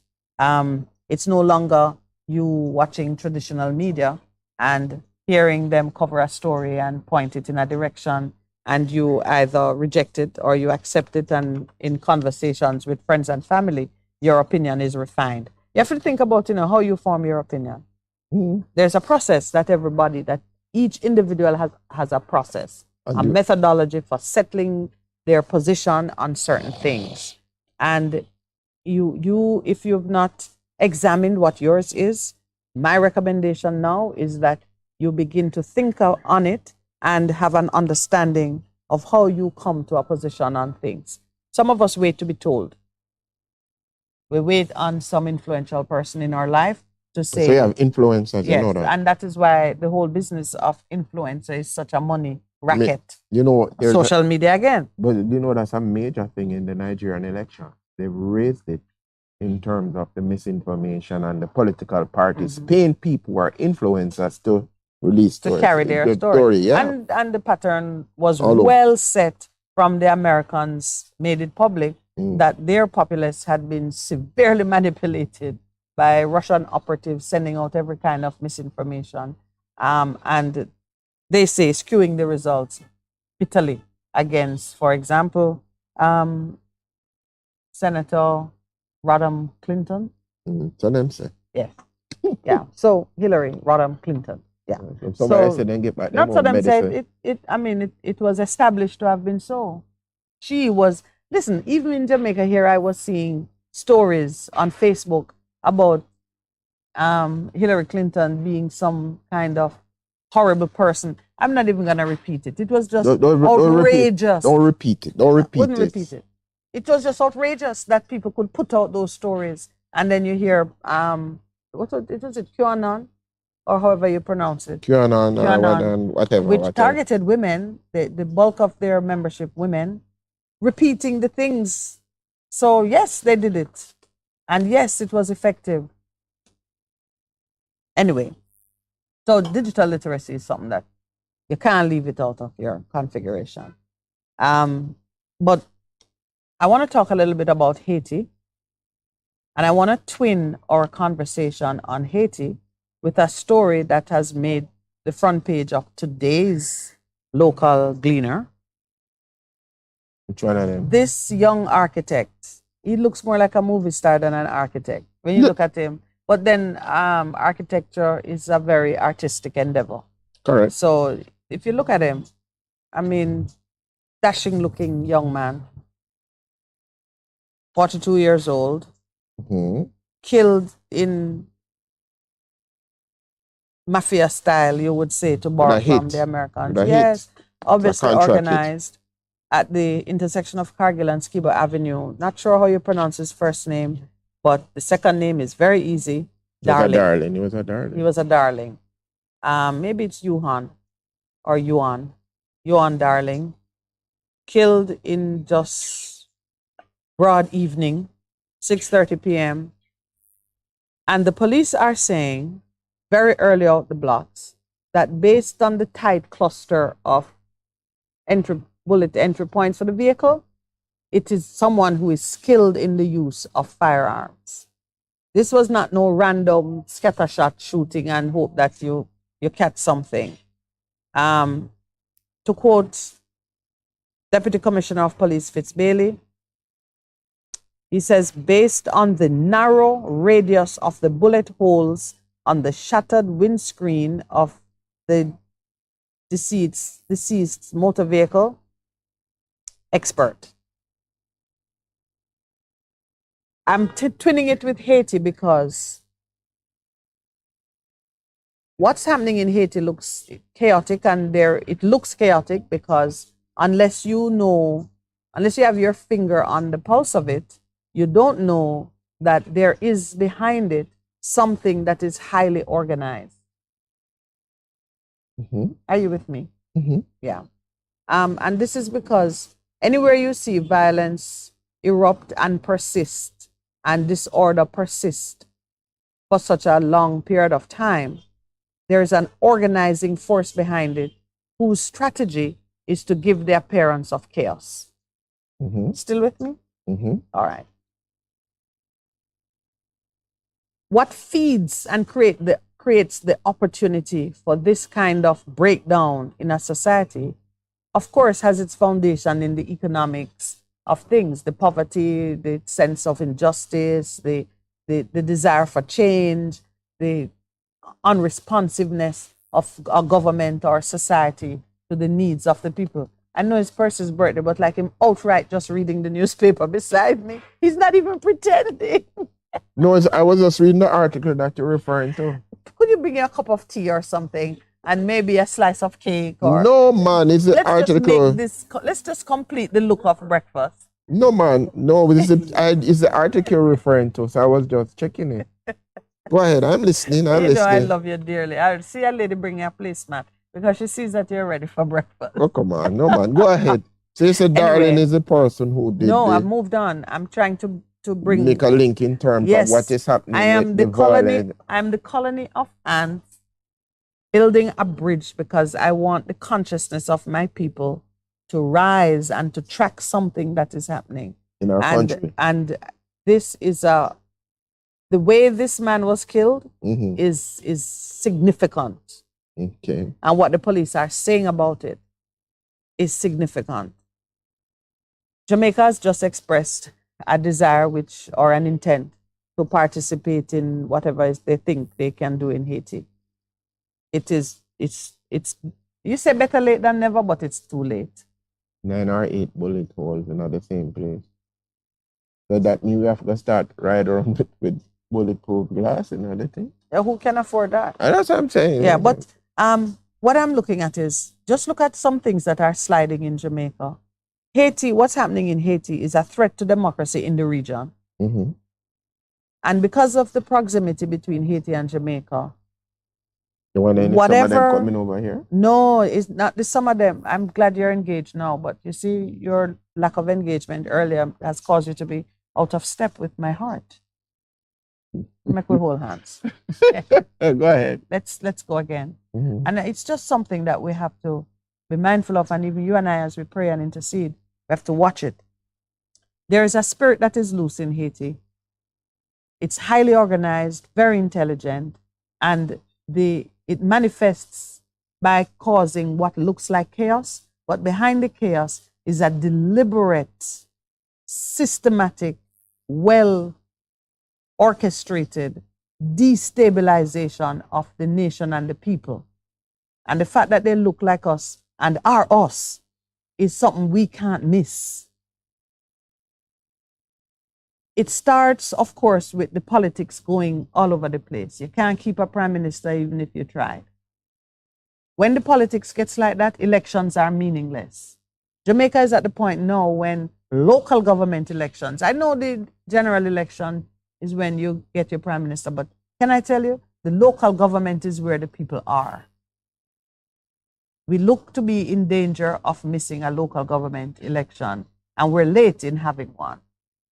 We missed one. It should have happened last year. Right. Postponed for a year. And that was already late. Last year it was late, and I remember. Yeah, and then they put it back a year. And some people are saying it looked like what happened years ago. It looked like anything that happened. If it does happen this month because the Prime Minister get revelation, it looked like it's going to be it's not going to be the best showing of democracy. Okay. In Jamaica, we are seeing we're seeing now that the rich and mighty are actually even stealing from each other as well as from us. We're seeing that a regulatory agency that should be exhibiting the highest levels of integrity, probity, credibility, we're seeing that it's nothing. I am calling it nothing because I have a way of measuring these things. I look at their board, they barely have a lawyer.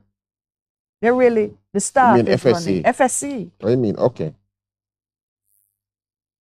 But in We- terms we- of the structure, the staff will report and then the board looks at it and then make the right decision. But Yes. you are saying from day one, they say, I don't like how this board looking, because That's not a board. Yeah, okay. Yeah. So what we are beginning to see is that there is it's like when termite is in your building then. Chichi. Right. And you are seeing the drops of things, whatever. You see the dust. You see the You dust see the all over the dust. place. And I said, Right. termite is in the building. You know? Yeah, yeah. Okay. Okay. I might not take it any further. But it's in the No, but- discussion because I'm showing it is not Jamaica. Hold on now. It is not that what's in Jamaica what's in Jamaica, which is very spiritual, is heading this way. You mean what is in Haiti? What is in Haiti Oh. is heading this way. And if we don't see it and call it out. And when you begin to see trained operatives riding on a bike, killing the man who designed the building for Bolt, Bolt in the middle of a takedown of a financial institution populated by the highest level of who's who in Jamaica. You wonder what happened. You don't have to wonder what happened. You're connecting the dots. I am connecting the dots, just like you were connecting the dots. Let me tell you my connection at that. Yes, yes, yes. You got it. And please, we're not now talking about Bolt's architect being killed to keep Bolt silent. No. We're The wider thing in it terms may of be the so, breakdown but I'm in not law saying and that it's- order. Absolutely. That's a bigger issue here. The Absolutely. breakdown in law and order Yeah. across the board in Yeah. terms of people that you expect to abide by the rule, and they are just doing their own thing. The gates are wide open. As the people. man says in Judges, everybody's that was right in their And own. Israel had no king, and everyone did what was right in their own And eyes. that is not a good commentary, you know, because you have the things which would say that you have kings and people in place, but it don't look that way. Everybody just doing their thing it's because a breakdown in law and order. Yeah, yeah. And it comes from the fact that it's an internal rot. yeah, and It's an internal rot. So it's not as if I want to capture it just right in how I express it, because we may be thinking we're going to help Haiti, but we have to fix what's here first, even as we are helping, because it's a spirit that is running amok in Haiti, and its purpose is not to be content with Haiti. It's heading over. this way, and but it only finds, it's like how we talk about the eye gate, ear gate, guarding the gates. It will only gain purchase in our soil if our gates are open, and our gates are wide open right now. And let me just say, let me take it another level that we just need to understand.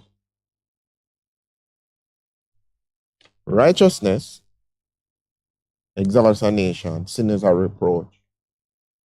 If you follow what happened with God setting the kings in place, no, not the kings, after they had come into their promised land and they were doing their own thing, Joshua left. Joshua was the last known leader. And then like everybody was doing them own thing. They must run amok. And it says everybody was doing what was right in their own eyes. And you know what it was? Because they walked not in the paths that were given to them, and they decided to do their own thing, to do their own system of justice. And it just was amok. It just ran amok. Amok. Everybody did amok. You love that word. Amok. It was. That's the birthday word. I give it to you. No, but it was just out of order. Yes. Yeah. And so we are saying, just looking at it, we really need to establish order, go back to first principles, and we begin to write it. But first And principles that's how means that you need to repent. Yes. You need Accept to responsibility and repent. So even in terms of the SSL, which has so much wider thing, it is a reflection of the deeper rot, not amok, that is happening And it had to come to the fore that way that we can stop and say to ourselves, okay, it's like you ask her, you put a fox to watch. The hen house. The hen house. You know that? Mm-hmm. And then the unmitigated, just free for all. Okay, Yeah. 2 Jamaicas, one justice system.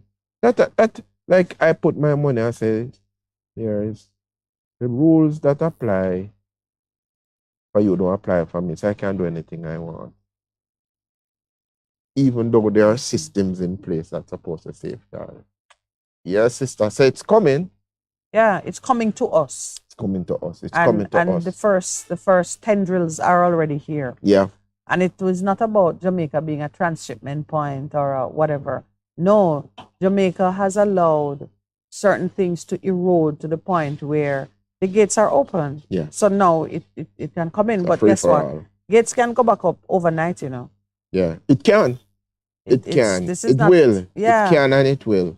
And this is where now you focus on recognizing What it the is. spiritual elements of it, that it's not, it's not a construction project where you have to draw material and wait certain days for cement to set. No, it can go back overnight by your just shifting your position, but the leadership of the country is critical in recognizing. Leadership. Yeah, Leadership. and not just political leadership. All leadership All leaders across the everywhere. sector. But you made an important point. Everybody saying church.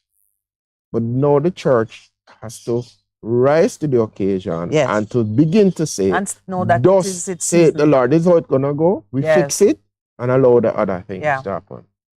And you know, come back 3 months ago we spoke about repentance. What can we do?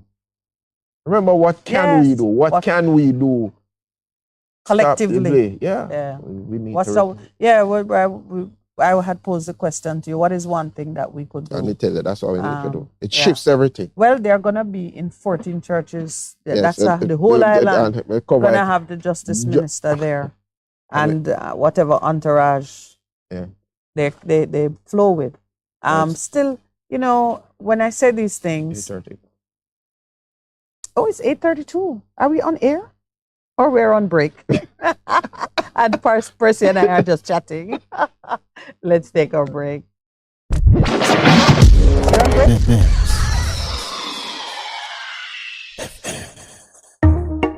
Business owners, what do you want our listeners to know about your business? Check out the Business Spotlight every Thursday at 11:15 a.m. inside Lifted with Darren Chosen Smith, catering to all your advertising needs. Call our sales and marketing department now at 876-276-5072 or 876-887-0800 or visit us at 4 East Bloomsbury Road off Hagley Park Road. That's the Business Spotlight right here on Bess100 FM.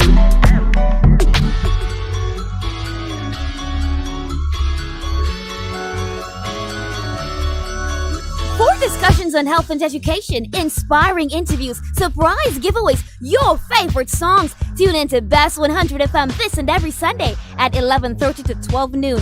It's Distinction 411, your weekly college magazine program hosted by James and the Distinction family. Catch you on Sunday.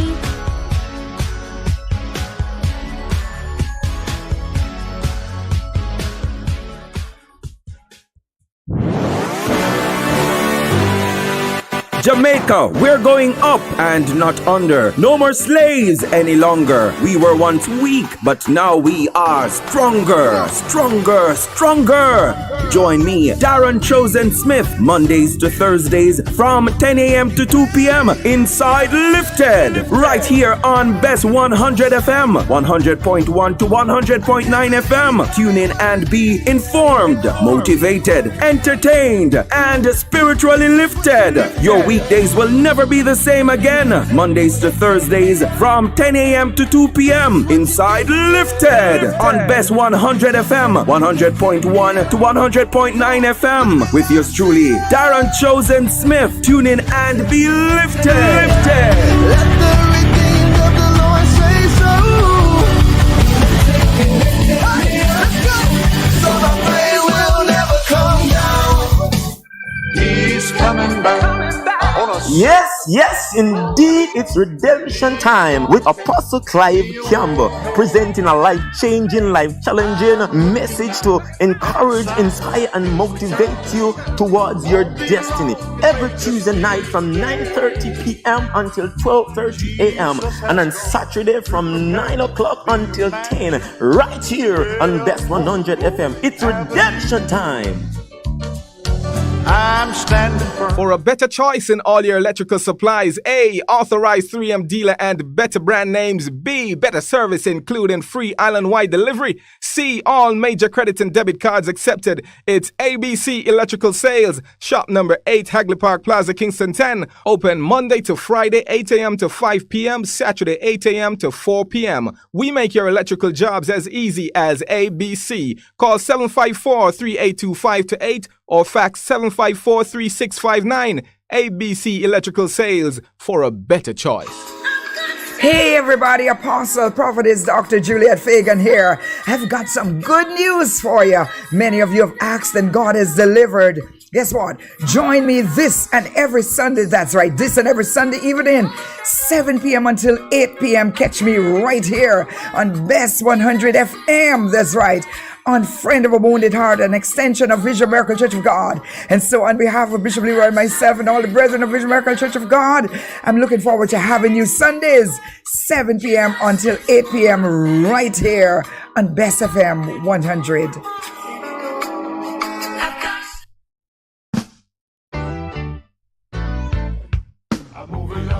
Bess100 FM presents the Mature and Moving Up Show with Lascelles Butch Chen on Thursdays from 6 to 9 p.m.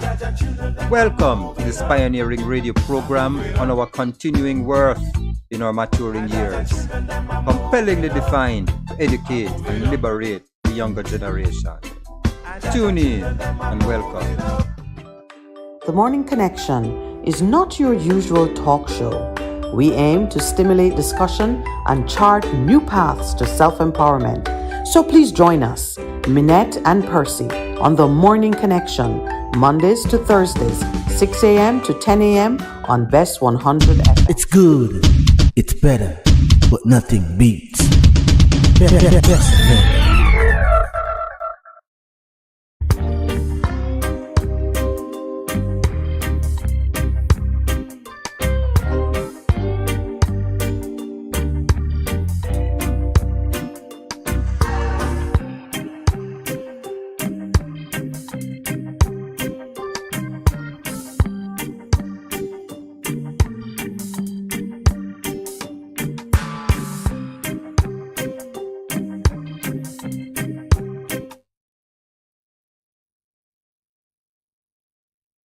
Welcome back. And in the world of political satire and cartoons that make sense, Last May is on a similar point. He has the Prime Minister now permanently carrying the sledgehammer of the, what's the name of that park? He hasn't put down his sledgehammer. When he went to tear down the houses. Yeah. Why then there's gonna come a point when the cartoonist won't know. He'll spend his whole time dressing the Prime Minister because he's adding so many embellishments to depict the story of his reign. So there's one down. The map is one down bell. Yes, the Clarks. The Brogard hat. And the sledgehammer. Please. One man can have all of them things. Yeah, but if you're gonna wear your story on your body, you have to limit the stories. Oh, jeez. Or else we won't even be able to see him. But the cartoon is saying, my friends, I'm prepared to send our security forces to Haiti to sort out their continued violence. While Madam Public and even the police is looking at our own violence in Jamaica, the citizen is on the run. It's actually this one is a full commentary on the absurdity. On the absurdity of Jamaica proposing to assist with curbing violence in Haiti. It is, even to me, but back to the point. I see that something is kind of rubbing its hands and congratulating itself on Haiti and saying, I've done a good job here. Next, and I see something heading this way. Heading this way. That's what I see. And I look at the killing reported on the front page of the Gleaner of that architect responsible for designing a very beautiful building. Not only that, he's done some other wonderful. And has done great work. And the way in which he was assassinated, murdered in the streets, tells me that the first visitor from that direction, you know, I'm not saying Jamaica have its own demons, we have plenty. But a new creature has arrived. And as you say, the church is being activated by the politicians. It should be the other way around. But nobody's leaving the church out of its configuration these days.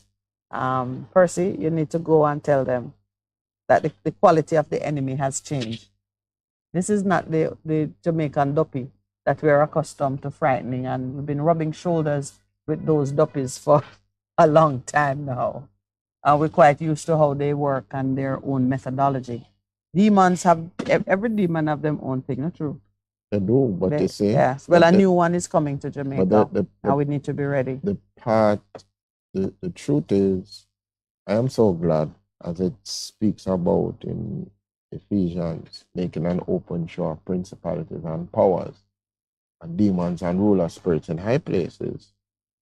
He doesn't use a different playbook. It's the same playbook that mixing with fear and violence and all of those things. So now what we need to do now is understand the victory and step up to the plate. One of the things that I have often said to individuals, understand your authority and know your power, and be willing to fight. Be willing to fight. Be willing to fight, be willing to fight, and have the knowledge to fight. Because some of the times you are fighting without the knowledge. Says no, equipping yourself with the knowledge and the wisdom, the knowledge, and the understand that comes from him, as he know everything. There is nothing that is hidden from him. And so, as I said, go and tell the church needs to understand what is happening and use the knowledge that comes from him in order to destroy these enemies that have morphed into something else or seeking to do a different thing. Yeah. Mm-hmm. Well, okay, so let's look at it. Let's stand above it. Mm-hmm. Look down. You saw the chaos that was in Venezuela. Oil and money can't done. Or so we thought. Yes, that's true. See the chaos that reigned in Venezuela.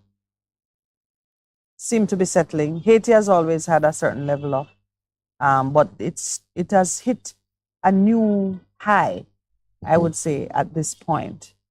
But as you see, there's a resolution that is coming for Haiti, because if you look at the life cycle of a thing, even demons feed up on what is there and then move on and just leave the wreckage behind. Haiti is coming to that point when it will sort of either implode or explode. It's been boiling and boiling and boiling, and things have happened which to us seem to be quite disastrous, but for them it's par for the course. But it's hitting a crescendo because all the things that fueled it, some of which we are seeing here already, all the things that fueled it, it's like the accelerant is being burnt out. Whatever it is that was driving it is being consumed. The reports of gang violence and so on, we know that it's always mixed in with citizens. We call them gangs, but they're really citizens, you know, they're still citizens who have taken a certain course to satisfy what may have started off as legitimate needs and concerns. And then, yes, because every time you address a real problem in a bad way, you open a gate for other spirits to join the party. That's really what happened. That's right. Yeah, that's true. Yeah, you open a gate, you're bored, you decide that you're tired of this ho-hum existence, you spice things up with a little drugs. Whatever, alcohol, whatever it is, decide to. You open a gate. And then, the moment that gate opens, other things rush in. And then one of the other things that has emerged, even our own thing, is the obia that has been tied into the things. And Haiti don't have it. They're not short of it. They're not short of it. Yeah. And so now we know what it is, and so we know what our weapons are. Talking from the Christian side, we have to fight it. Yeah, we have to fight it, man. But I have to take a break and just acknowledge a certain queen who is online with us, Michelle Obama. Her name is Palmer. Michelle Palmer, another great woman.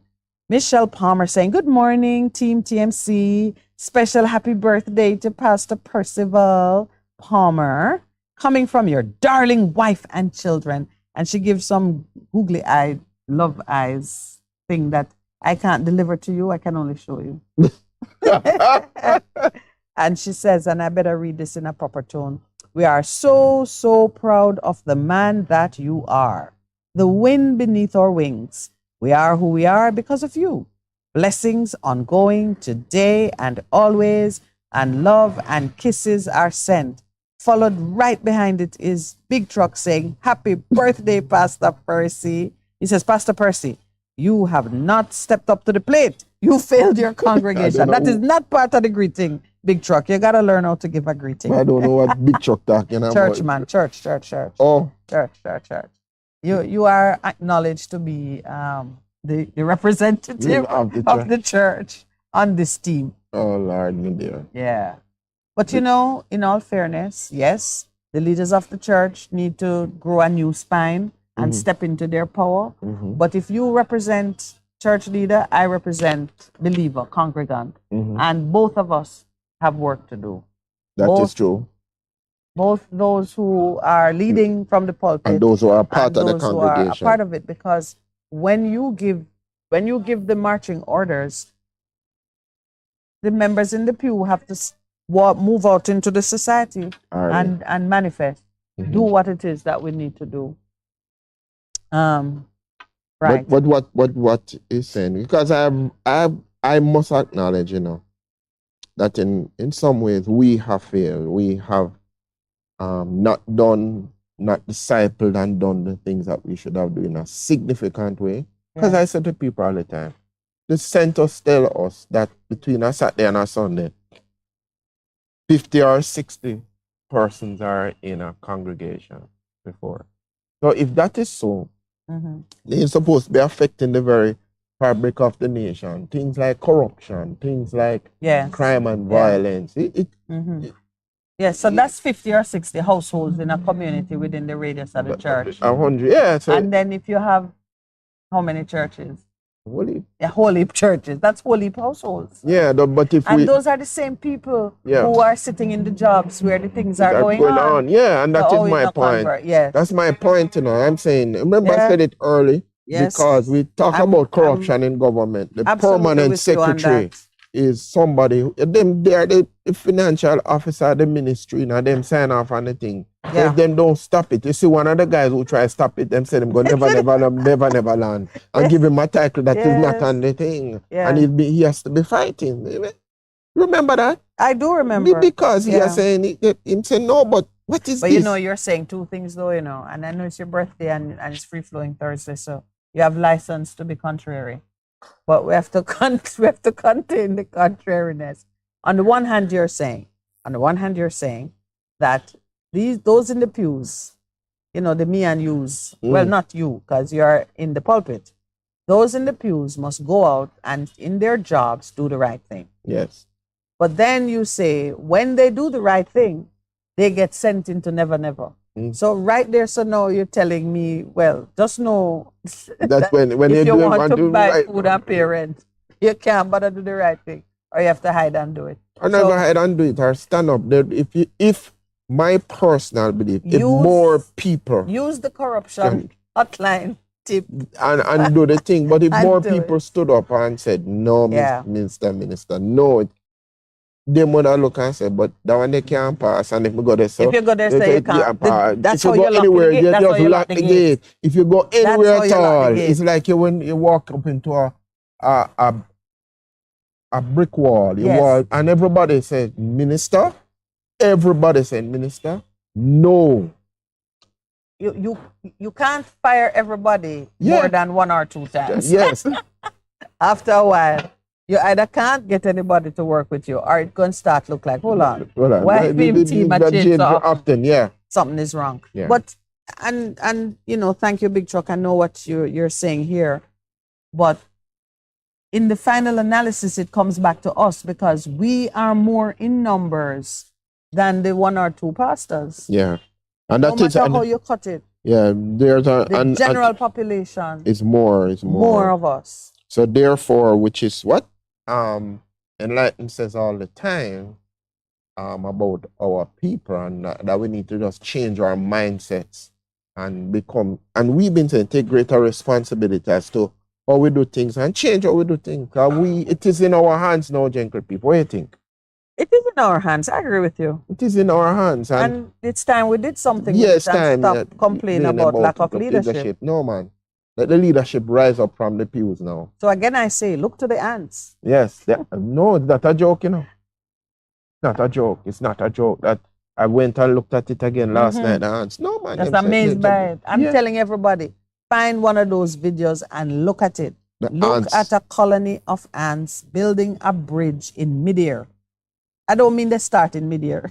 No, they start from a fixed point. And they see them going. And they use their bodies to create clinging to each other. Be sure 1 or 2 drop. Yeah, and you see 1 or 2 drop, but they don't. But they cling to each other in order to get somewhere for which they have no frame of reference. They just know that we have to get past this. There are some things that Jamaica has to get past, and we're only going to get past it if we have that courage to do it together, to trust that you can hold on to your neighbor and your neighbor hold on to the other one, and all together. And just know if 1 or 2 drop, we mourn them and we complete the mission. Yeah.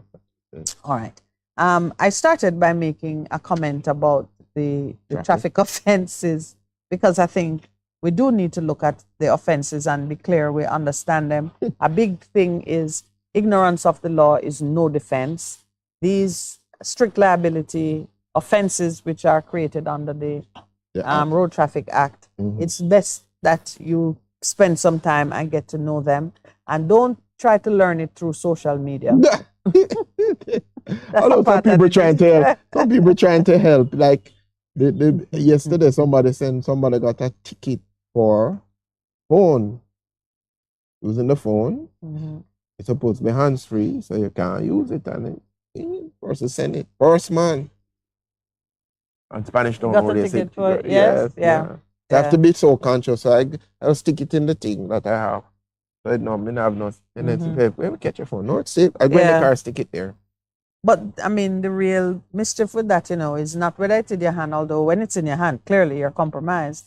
But it's being distracted. It's driving while distracted. But I say it can be speaking on the phone, because there are some places that would take it far. No speaking on the phone. There are some places that do that. Yeah, they started. Yeah, that's how they started, and it didn't matter if you had a system in your car. But in the early days, that's what it was. I'm not giving you flowers. In the early days, that's what it was.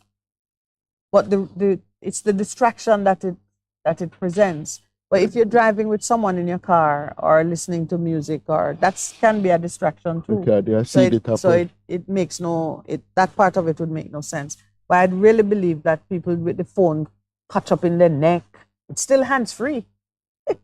You've seen persons with the phone like this and driving. Bad idea. That one was that one is like seatbelt law. Yeah.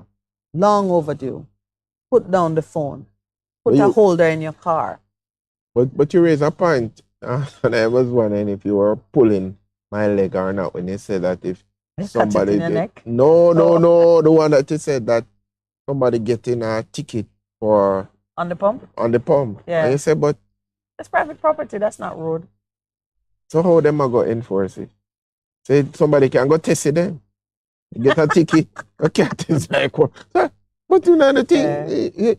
How that one is an excess of zeal. Because really, you're gonna set policemen to guard pump station. Yeah, but I said no, but you know, when you said it, I figure you were pulling my leg. No. I've used that defense. No, but okay, I understand that.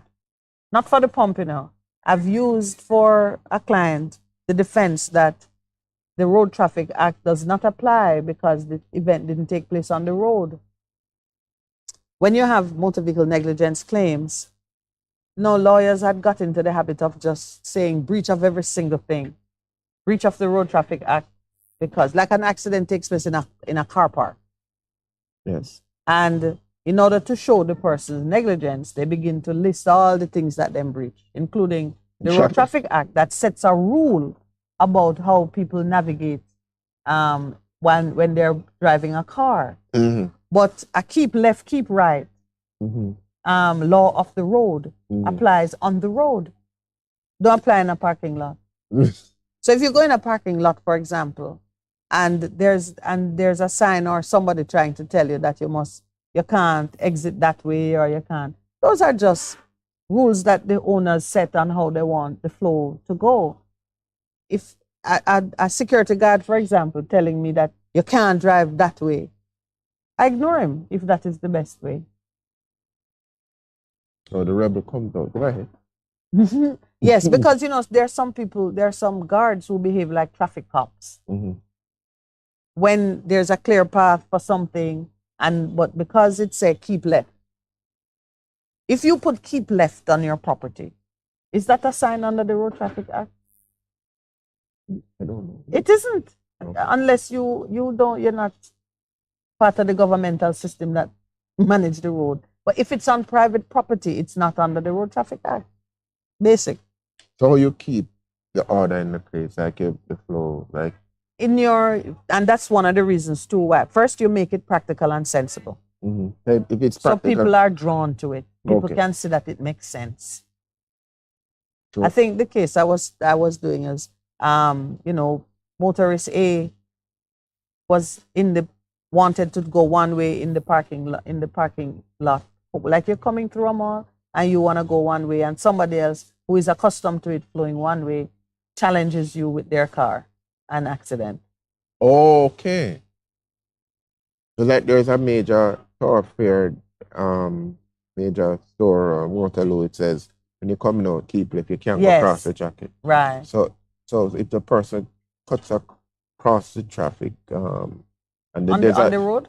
Yeah. No, once you enter the Road Traffic Act takes over. Because it says on the thing, though, there's a sign that says you can't turn right coming out. Yeah, so that is for information. That is not a government sign. Thought it was a government sign. No, if it is on your property saying no left turn because it's a one-way and you have to go right, that's for your information, so you don't put yourself in danger entering the road badly. Because I've seen some accidents. Yeah. So, and in truth, it should be, even when the planning authorities should ensure that an exit, that's why you send them your plan to show them how you design your place. They should ensure that the exit is designed in such a way that it pushes the traffic in the direction that is permissible by law. Okay. So like your property exits onto the highway, onto the roadway, but the road is a one-way going left. Mm-hmm. You shouldn't have just an open flared exit as if you could turn right. Oh, you do it? Okay, so what you're saying. It should be curved so that the traffic drivers can't go right. Mm-hmm. And when your plans go in for approval, they should make sure that that is captured in the design, because they are responsible for guarding how traffic flows from private land onto public space. That is a very interesting thing. So this is how law and order Thank you. works in this country. So everybody sees what they're doing as a part of the maintenance of law and order in the country. Yes, and that's how the rule of law becomes the supreme guiding force. because you know you would never create a situation coming out of your own place that is going to contradict the law that operates in that space. Because, and so... and maybe you just put up a sign and say, all right, what about the man who might have an impairment? Yeah. Because that's serious, you know, because this is how we've been talking about the parish council election as to why it is so important that it is kept. Very because important. It is the maintenance of the law and the order in the land at a certain point in time. Local level, by the people who know when your plan go to a parish council in St. Anne, and there is a councillor seated on that council that come from the area where them a plan to build the building. And him said, no, it can't go so because my so-and-so having called them that come out this way. Or you're supposed to know what's important in your community, constituency. And that level of involvement and consultation is important. It's crucial. That is why you remember the caller yesterday was talking about how they have been neglected and nobody now take them in. So therefore, we see how it connects. You know, some of the times you see things and say, no, that don't make no sense. And then central government do what they want to do and don't take into consideration. Okay, I give you a case in point. We got when I come back, I give you the personal case in point. No, sir. Yeah. It's all tied in. There's a logic.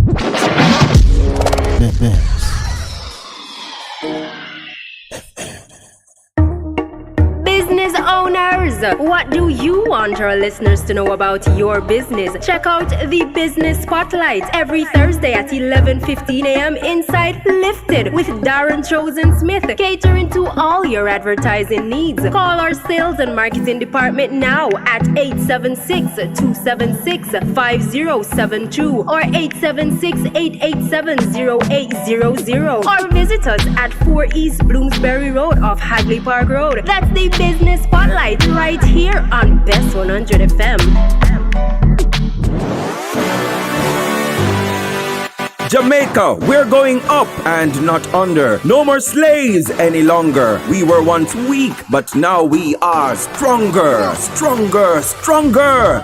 Join me, Darren Chosen Smith, Mondays to Thursdays from 10 a.m. to 2 p.m. inside Lifted, right here on Bess100 FM, 100.1 to 100.9 FM. Tune in and be informed, motivated, entertained, and spiritually lifted. Your weekdays will never be the same again. Mondays to Thursdays from 10 a.m. to 2 p.m. inside Lifted on Bess100 FM, 100.1 to 100.9 FM. With yours truly, Darren Chosen Smith. Tune in and be lifted. Lifted.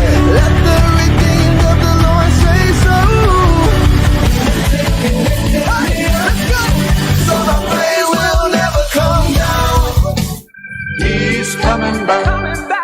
Yes, yes, indeed, it's redemption time with Apostle Clive Campbell, presenting a life-changing, life-challenging message to encourage, inspire, and motivate you towards your destiny. Every Tuesday night from 9:30 p.m. until 12:30 a.m. and on Saturday from 9 o'clock until 10, right here on Bess100 FM. It's redemption time. I'm standing firm. Half a tree, one and drive, half a tree.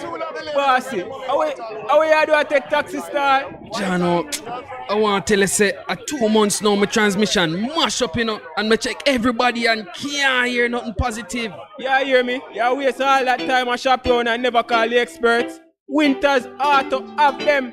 Them have over 35 years of experience and them diagnose the problem and get back your transmission brand new. For them service excellent and efficient. Trust me, man. Yeah, hear me? Call them at 929-7040 or go to them at 106 Maxfield Avenue, Kingston 13 and talk directly to the boss. Just tell them I'm me, send you. Wow, you big star. Yeah, man, respect my boss. Yeah, try and call, you know, cause trust me.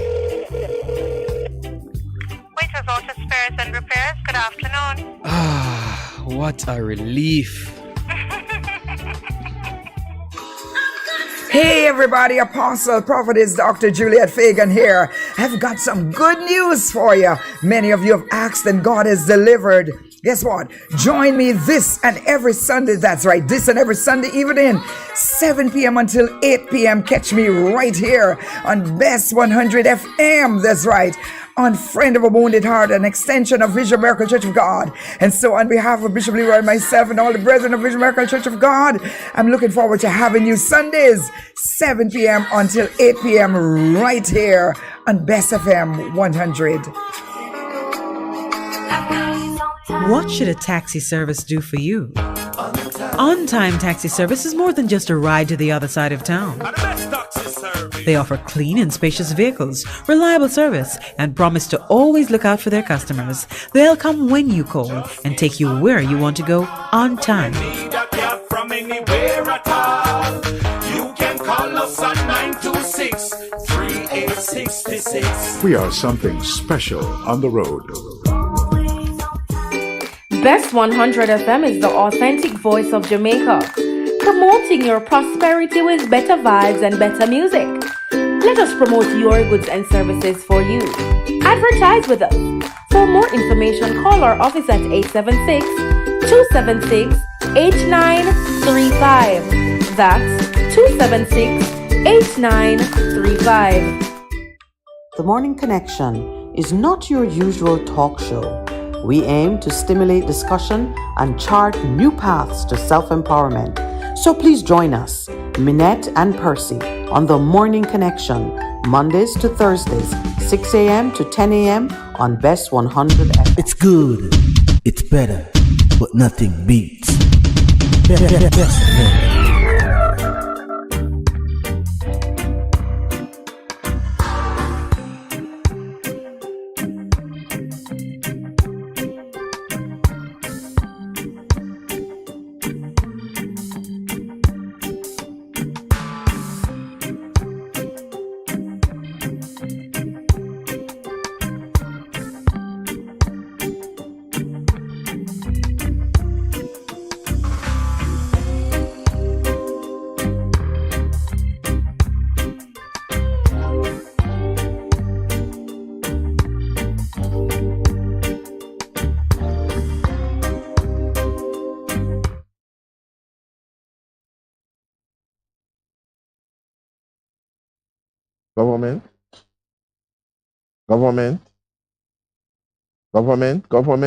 Government, yes.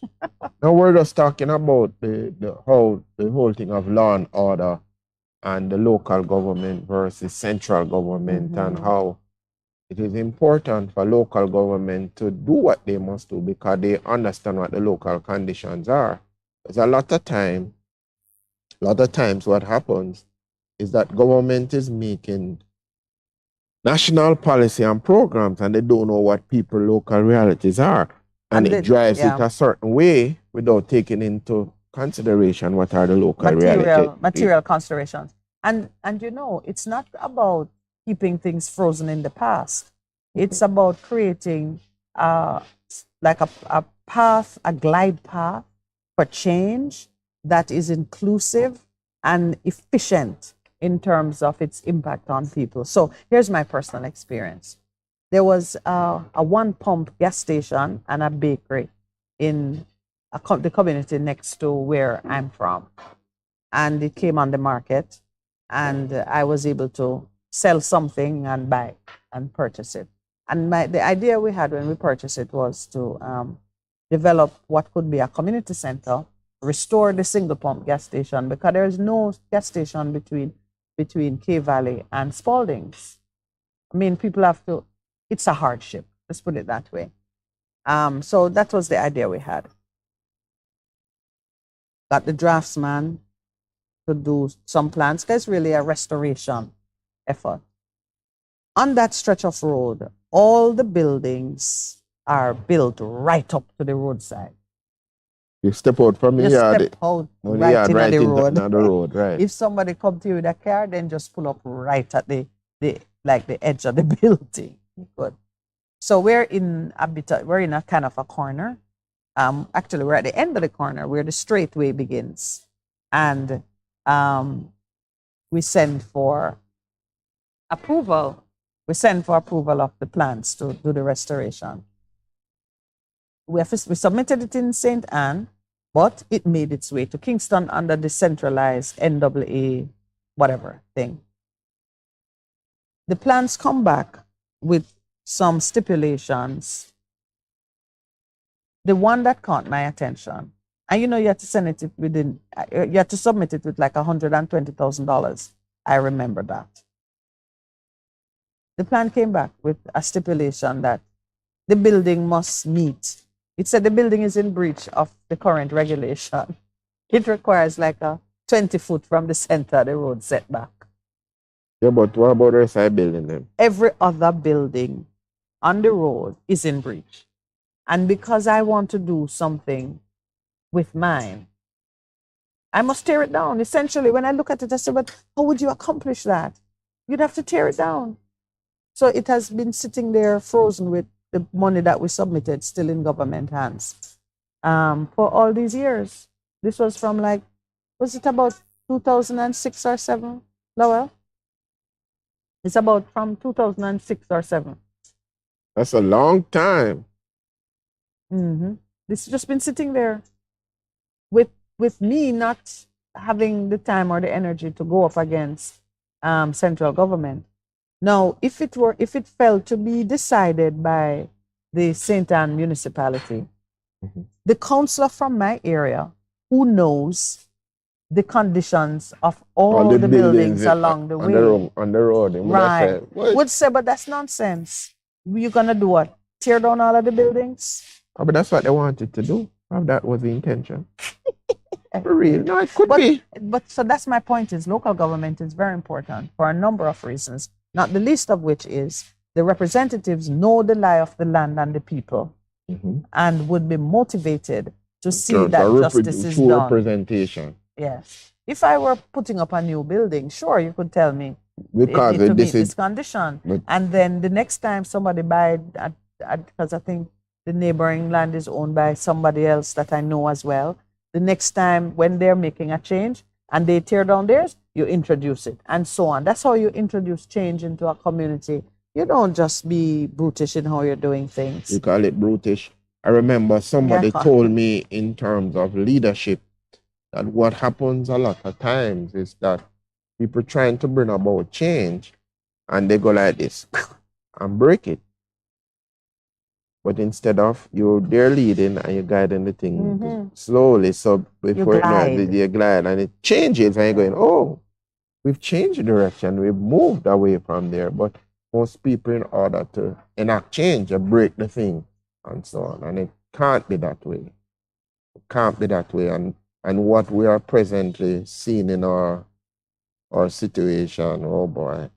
Some things you have to do it, like SSL, 22. You do that and fix it. Now it becomes, I don't know what it is, but I just get a sense that the ripple effect of it is going to be far and wide in this country. And it's well needed.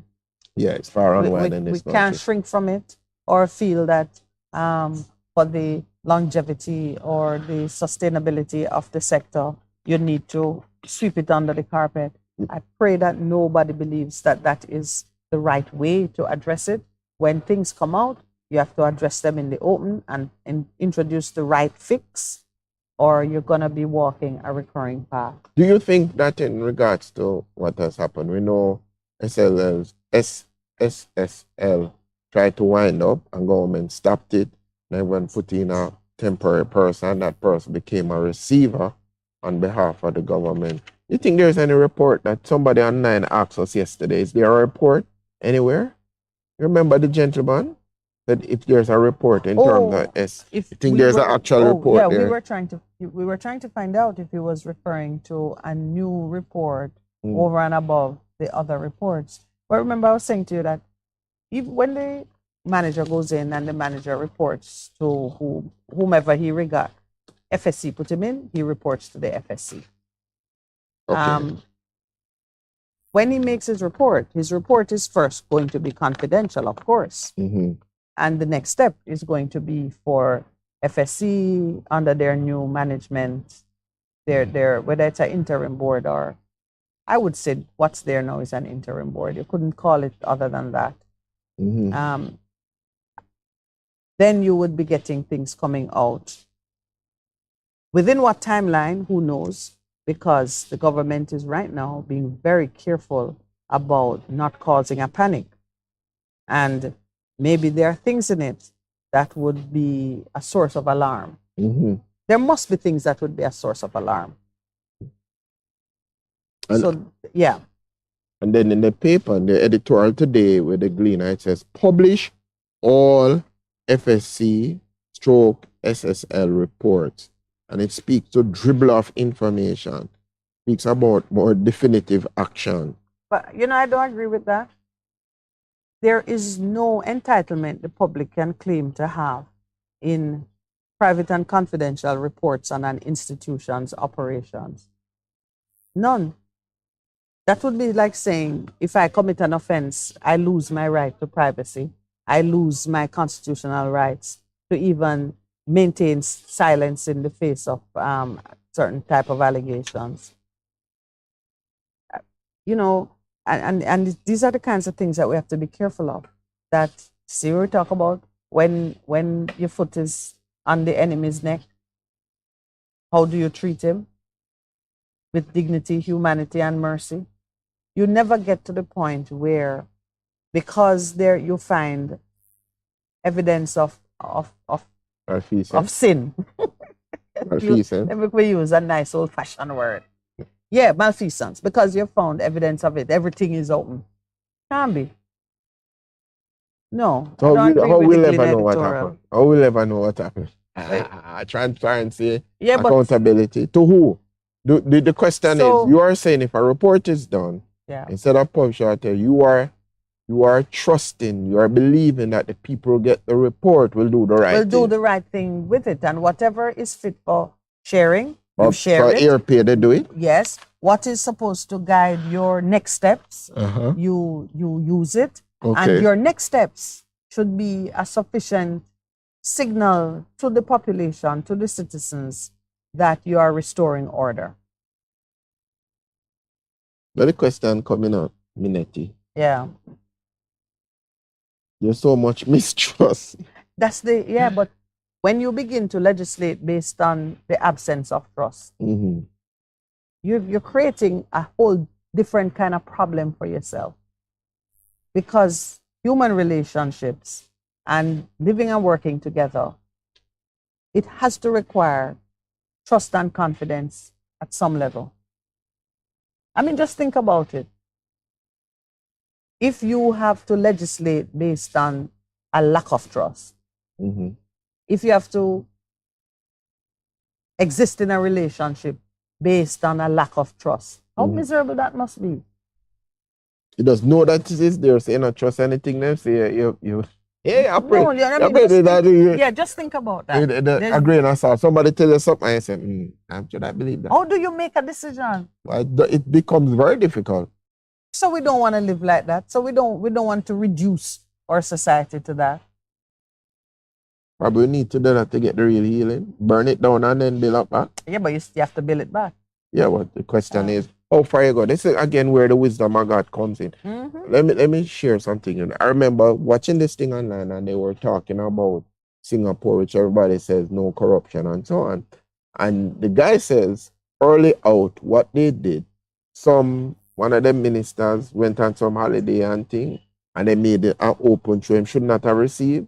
And say after that everybody just fall in line. It just came to mind. I'm wondering, how do we really fix the problem of major lack of trust and the corruption and all other things? How do we fix it? What prescription are you making?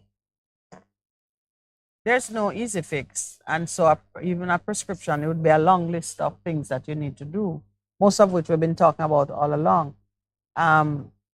Conrad just wrote something that I'm going to answer it even in the context. He says, if you are transparent, nothing in the dark. If you are transparent, nothing in the dark, open book. Transparency is not about trust. Transparency is about best information for best decision making. So having a system that promotes transparency, it's not a system built on the absence of trust. Do you understand? Mm-hmm. Yes. So transparency is key. Good. And persons should know that I'm not asking you to be transparent about your dealings because I don't trust you. I'm asking it so we have the best information to make the best decision. To make the best decision. Correct. So your systems should promote transparency. What decisions can the Jamaican public make anyway? It's just the people who are being... Yeah, but that's why we call for transparency. Mm-hmm. So that's an important part. And the code of conduct. And the first fix, is just recalibrating the moral consciousness. That's the first thing. Because so people know, like when we were talking about the guy from Hanover who was saying, me not thief the money.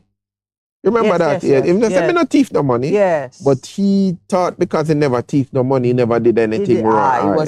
So the moral consciousness has to say that you can't do that. If you're in this, but you can't do that. It don't even think about it. All right. I was teaching a class. Moral consciousness? I was teaching a class and explaining fiduciary relationship and the responsibilities that flow from it. So it was a group of paralegals. And I was explaining to them that lawyers are fiduciaries. And as a consequence, if you work with someone who has fiduciary duties, your behavior and how you do your work must be informed by the same standards. Correct. We can understand that. Yes. So the example I gave was, I said, if you, through the work you do for your attorney, discover that there is a subdivision taking place and the lots are available cheap, and you can get in early, it would be a breach of your duty to go and approach the client directly and say, boy, I see you selling land, can I buy a lot? Mm. Even though you're going into it asking no favors, with your own money, it would be a breach of your fiduciary, your responsibility to your attorney to make that deal, because it would give the attorney the impression now that you are vulnerable to the client whose land you are buying. The client might say, since a human may give you a 10% break, you get a discount. You didn't ask for it, but you get a discount. Next thing you know, the client is calling you directly to move this here, move that there. I need to see the lawyer tomorrow. You know that 10 clients are ahead of him. You see how it goes? Before you know it, you've compromised your own position. Whoa. And that's what we're talking about. So what you do another thing? Don't bother ask it? Don't ask. Wait until the lawyer-client piece of it is finished. You wait until it is finished before you even embark on that kind of, Okay. And what you find so what you're saying is that you wait until the process instead of putting yourself in the process before it finishes. Yeah. You run the risk of making yourself vulnerable. Why bother?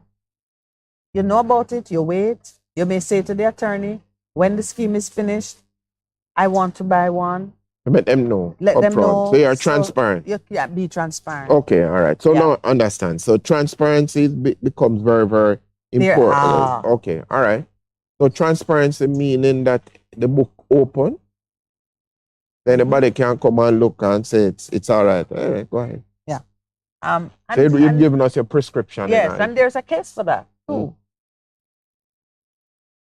There's a case for that too, because I remember being a part of, there was a company director who was negotiating to engage a contractor to build a hotel in Jamaica here.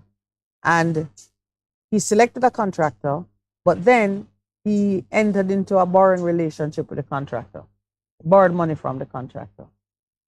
The hotel, the construction project ran into trouble, and before you know it, the company discovered that the director had borrowed money. That's a big thing in the Palmyra. Palmyra, yes. And the court held that the loan was really a bribe, And the man lost the house that he had used the money to. He had invested it in a property that he had in Montego Bay. And the court ordered that the property now belonged to his employer. That's a contractor? No, I told it in code, but since you already know. Yeah, because it was out in the, it was in the media. Yes. Yeah, it was in the media. The company director borrowed money from the Chinese contractor that he engaged to do the thing. to build the property. Mm-hmm. He said he borrowed it to invest in something else. When the thing collapsed and they're picking through the dust to see what happened, the loan was discovered.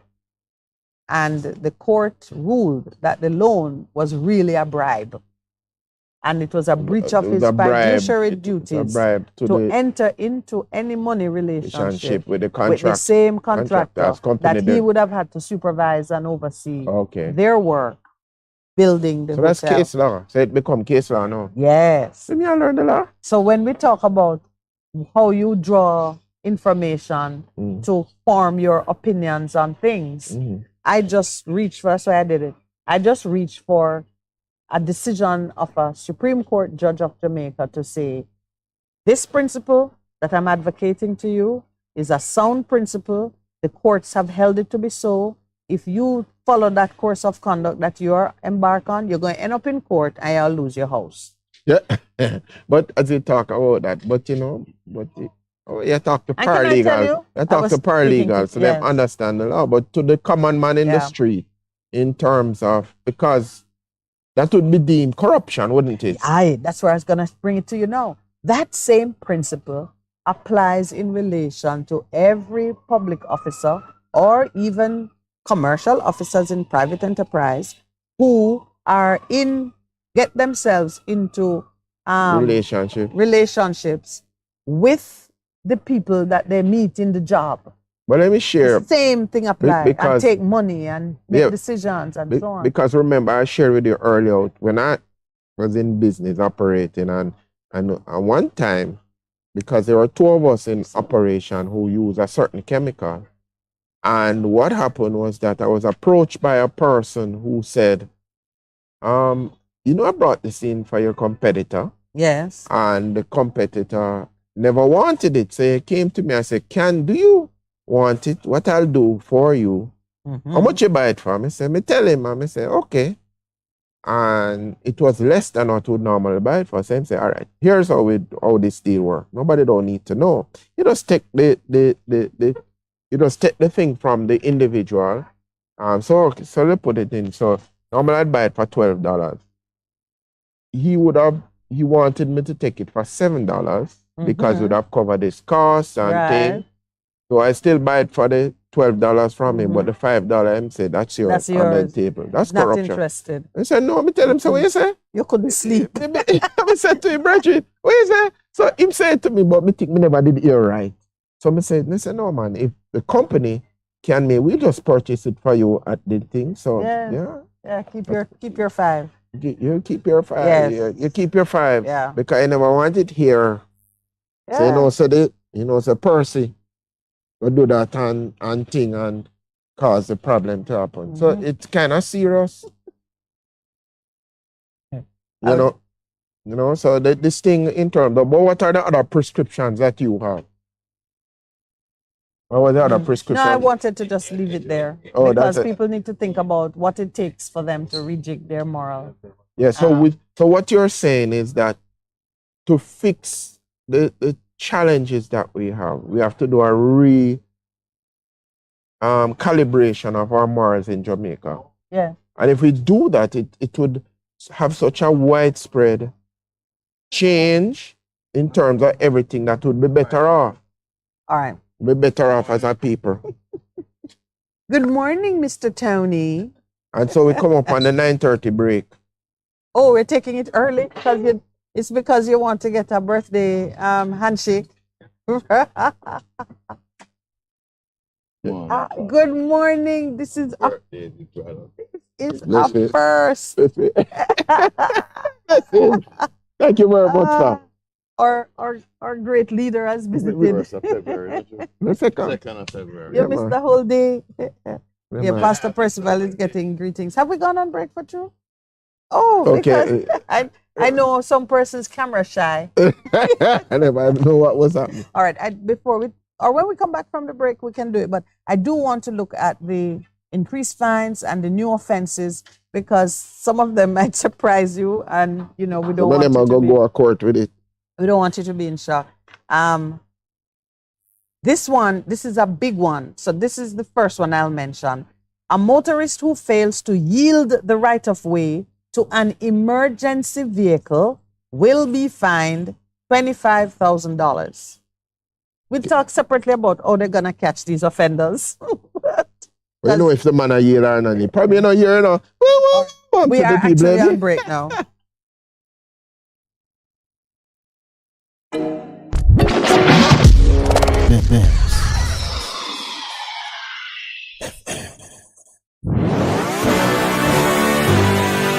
Jamaica, we're going up and not under. No more slaves any longer. We were once weak, but now we are stronger, stronger, stronger.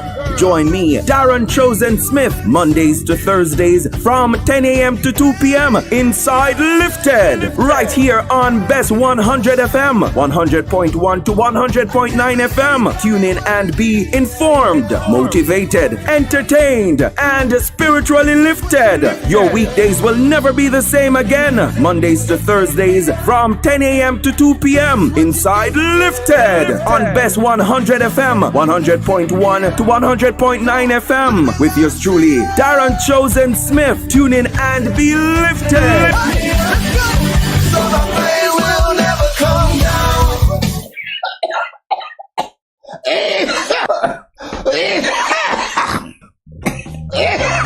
That no sound healthy at all. Get healthy, my friends. Stay balanced. Tune into this station, Bess FM-100, every Saturday morning, 8 o'clock to 9, for this wonderful program, Your Health Today, with me, Dr. Clarion Palmer.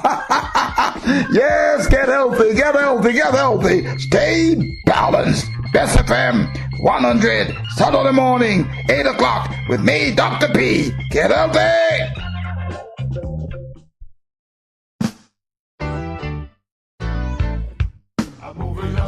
Bess100 FM presents the Mature and Moving Up Show with Lascelles Butch Chen on Thursdays from 6 to 9 p.m.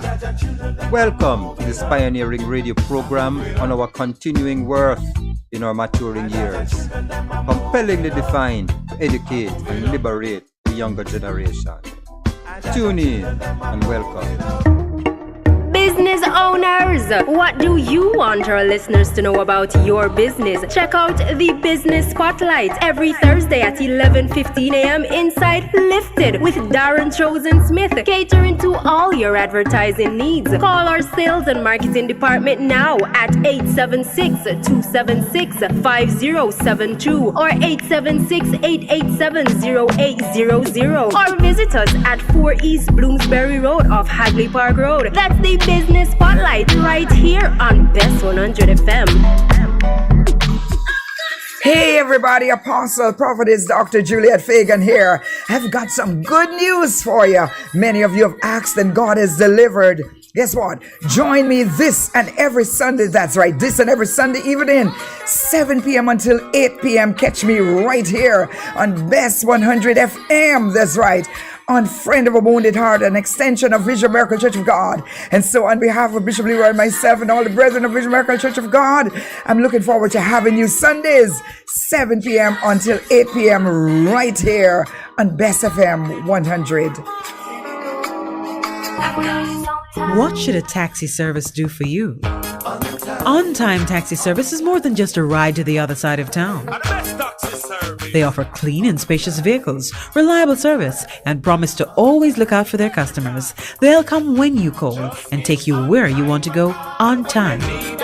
From anywhere at all, you can call us at 926-3866. We are something special on the road. The Morning Connection is not your usual talk show. We aim to stimulate discussion and chart new paths to self-empowerment. So please join us. Minett and Percy on The Morning Connection, Mondays to Thursdays, 6 a.m. to 10 a.m. on Bess100 FM. It's good, it's better, but nothing beats. Best FM.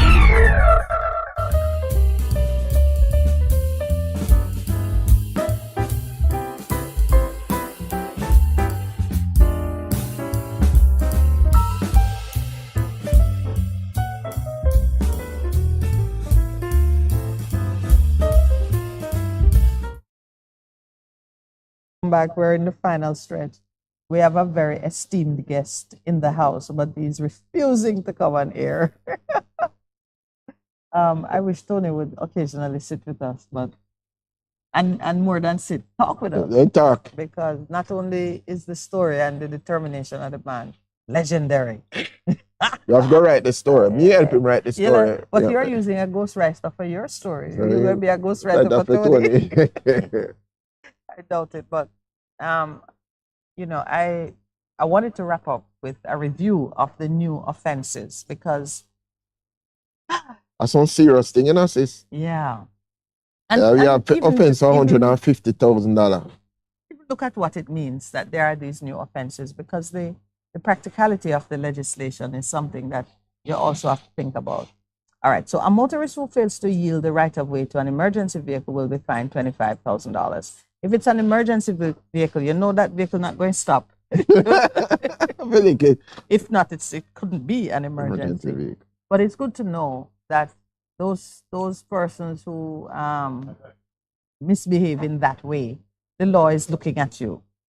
For this to work, though, it would mean you need to have a lot more cameras eyeballing this space than we currently have. But this one, I think, is where driving a vehicle closer than 50 meters behind an emergent or stopping a vehicle would attract a fine of $5,000. Because you notice, you have ever seen it? You see the emergencies we're going through and a taxi man just tailgate him, you know. Yes, but are you applying your mind, as I am forcing you to how these offenses are going to be able to do it? Yeah, how you do. You're going to put some emergency vehicles have cameras all around that would can capture a picture of what's around it. What are we doing really with some of these offenses? So this one, driving closer than 50 meters behind an emergency vehicle. You have to have the something. Lord, is who going to measure the 50 meters? Well, anyway, you can measure. Tailgating an emergency vehicle. I think that's yeah. Or we don't. Anyway, so that's number 2. That's a cheap one, $5,000. A motorist who uses a wireless communication device while driving, as well as smoke marijuana, attempting to or driving, will attract a fine of $10,000. Hello. Marijuana as opposed to cigarette. Is there some science behind the connection between marijuana smoking and driving? That one is foolishness in Parliament. You mean smoke marijuana? Specifically marijuana while attempting to. You know, I don't know what they mean by attempting to. What would you? The vehicle is slowly moving? Yeah, smoke. And what? And you're slowly moving? Yeah, smoke a spliff. That's what I'm saying. And the attempting to part? Oh, which policeman will tell you you're attempting to drive? Oh, you're sitting behind the wheel. Mm-hmm. The car is on. But a lot of people are driving and smoking. But maybe you just stop driving. Attempting to drive and having stopped driving can look alike. But they look alike. Anyway, that's just hilarious. We need to stop demonizing marijuana, though. Really, of a fact. If you say smoking and driving, tobacco, I mean, does it include vaping? I'm not fighting for the smokers because I think smoking overall is just a disgusting, unhealthy habit. But I'm not trying to defend my right to smoke. Okay. But marijuana, instead of cigarette that you have in one hand, is it about impairing your ability to navigate with the car, or is it something in the mind about the mind? You understand I would figure in impairing your ability. So you have a cigarette. So you have whatever you're smoking. Ability you have to it drive in and impairing your response. Third purpose. Yeah, yeah. So I think that's what it is. Anyway. Yes, but what is the impairment? Is it physical, meaning Or just like mental? holding the phone, take one hand Losing out the of pain. I think Yes. that's what it is. But is there science about marijuana and driving? Just a question. You don't have to attempt to answer it. Number 4, motor cars and cycles whose muffler systems exceed 85 decibels will attract a fine of $10,000, while small trucks must not exceed 90 and large trucks 95 decibels. Well, glory to God for that one. And yeah. Yep, that's a good one.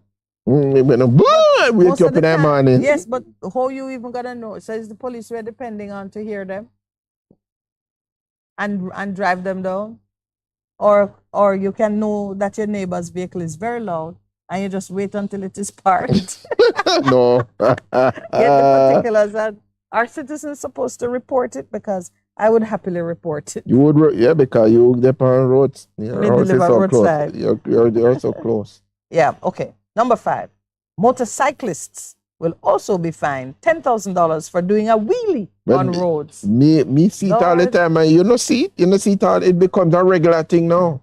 Everybody pull up, all the bicycle man them wheelie and no sir. But mostly they're gonna be finding the dead motorcyclists No man, they're after not they dead. wheelie and drop off and die.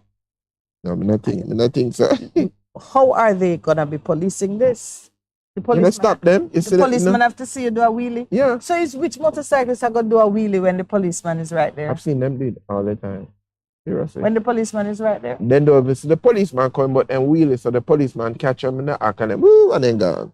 And then the policeman gonna spend his time driving down a wheelie. Or say, what they call it, operations. Yeah, we have a man Coming who's towards do wheelie. I saw him do a wheelie. Then you're gonna have to prove that the man who is caught in Crossroad is the same man who did the wheelie. Okay. This, I'm forming a view about this. People operating a vehicle that is not insured, a fine of $20,000. That makes sense. Operating a motor vehicle fitted with or which displays lamps emitting a blue light will attract a fine of $15,000. Very confusing, especially some of these security company vehicles and personnel who are posing off as policemen. Using a revolving lamp used to warn other motorists and indicate priority of movement traffic will attract a fine of $10,000. It's a revolving lamp. The same one where the police put on top of their car. Okay. You mean there are people who have one? Unlicensed driving schools can be fined up to $100,000 in the parish court, while failure to prominently display the valid license or certified copy of license of a driving school will attract a fine of $10,000. A fine of up to $300,000 or imprisonment for up to 6 months will be given for falsely advertising that a person is the holder of a license to operate a driving school. Boy, that seemed cheap compared to the danger. Just imagine you, anyway, that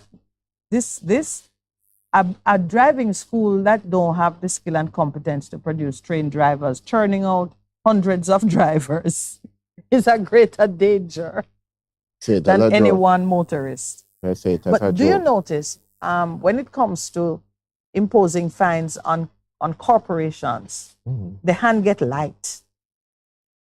Somebody who sets up a business falsely pretending to be qualified for what it is you're doing, and maybe even using unqualified persons.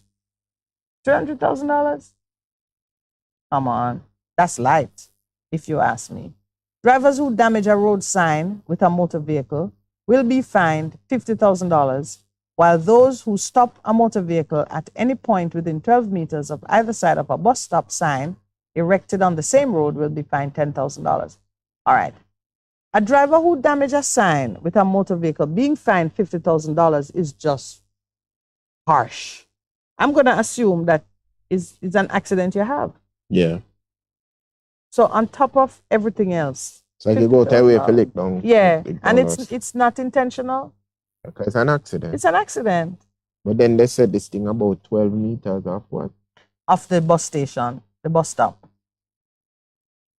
I hope they have these, it's all marked out, where there's a stop line around the bus stops. Yeah, but a motor vehicle, you remember one of the complaints that a lot of the taxi men have is that there's no place to drop off passengers. So the convenient place would be a bus stop, because you Yeah, but this is not being at the bus stop now. This is on either side of the bus stop. So if you stop at the bus stop, if they had one that say only bus can stop at the bus stop. That's what I'm trying to No.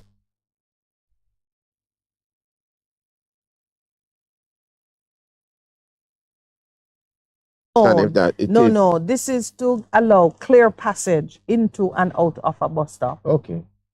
So nobody should be stopping there or parking there. Go into a bus stop and stop, let our passengers and move on. Yeah. Okay. If I were there, I would use the bus stop. Motorists carrying dangerous goods without the appropriate transport emergency cards and manifests, $250,000 in the parish court. Now look at that. One motorist carrying goods without the necessary... Dangerous. Yes. What are dangerous goods? I would imagine it would be like fuel, inflammables. You can gas in the back of your car. Yeah. That's what I'm saying. If you go to your gas finish and you go to buy a cylinder, the man can come and says that. I don't know if household cooking gas is in the...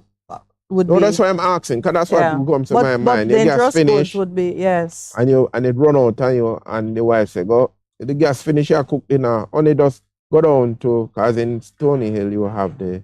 You have to get a transport emergency card. You had better find out, because it sounds like you might be a frequent offender to come. You understand? No, I'm just thinking about it because in the course of emergency... But we need to check if cooking gas is a dangerous good within the meaning of the dangerous, yeah, the transport. Because you see, because definitions have to be clear. Because if you're cooking gas finish, and they say we can't come until 2 days, right. You know. We're gonna pick this up next week because we're within the zone of saying goodbye. And I think the point you're making is an important one. We should look at the act and see whether or not you can now go and buy cooking gas for your wife on your wife's command. Maybe that qualifies as a manifest, as an appropriate manifest. Your wife write you a note. Oh, Jesus. They say, without appropriate transport. I want to not sleeping on my bed tonight. Can I tell you? 9 out of 10 policemen would say, all right, hurry home with it. Try not crash. No, but the definition of what is a dangerous goods. Yeah, it's a serious thing. It's a serious thing. Because again, if drivers transporting dangerous goods are not certified to do so, they will be fined. So your wife better know to give you a certificate as well as an emergency card and a manifest. Oh my Lord. Okay. You'll be fined $20,000 and $25,000 for transporting a passenger who is not appropriately qualified. So these are like for the tanker drivers. Here they're saying, if you're driving, if you're moving, like we know that liquid gases and whatever, those kind of things are inherently dangerous. So that means you can't carry a girlfriend tonight. You can't carry your girlfriend tonight. You have that truck. Yeah, your girlfriend. So you pick her up and say, yeah, it's not long. I need some company. Your passenger must be appropriately qualified. But I'm a girlfriend. No, they say it as jokes still, you know. But I know for a lot of these times, you know, you say, oh, I'm a lady in the car. Motorists who permit a person to travel or drive in or on a motor vehicle or trailer with parts of their body protruding beyond the sides or rear of the vehicle will be fined $5,000. How do you find them so low for those things that are so dangerous to life and limb? A load on a motor vehicle or trailer that projects more than 30 centimeters beyond the rear of the vehicle without the use of a required warning device to indicate the length or width of the projection will attract a fine of $50,000. You know what 30 centimeters is? About 6 inches. You know? I know, that's just some people's bottom.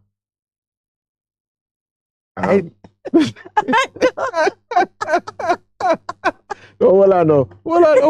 I know. Market trucks with No way.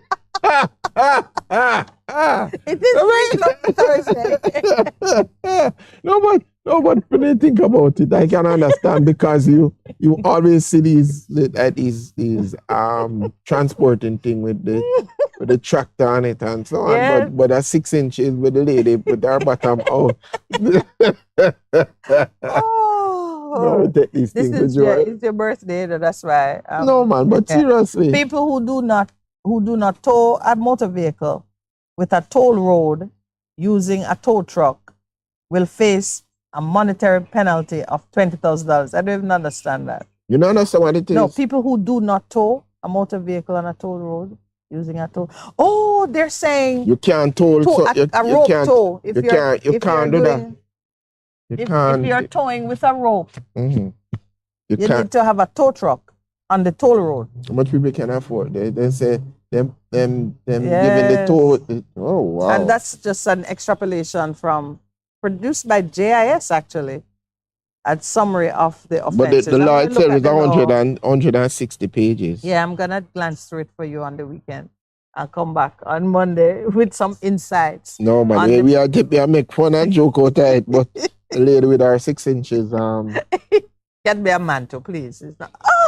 It's not only it's not only women who have big bottoms. Oh, this is a blessed day. It looks like Pastor Miller in the house, coming to greet his big son. He's right here. Yeah. All right. Are we saying goodbye now? Because we have like 9 minutes to go.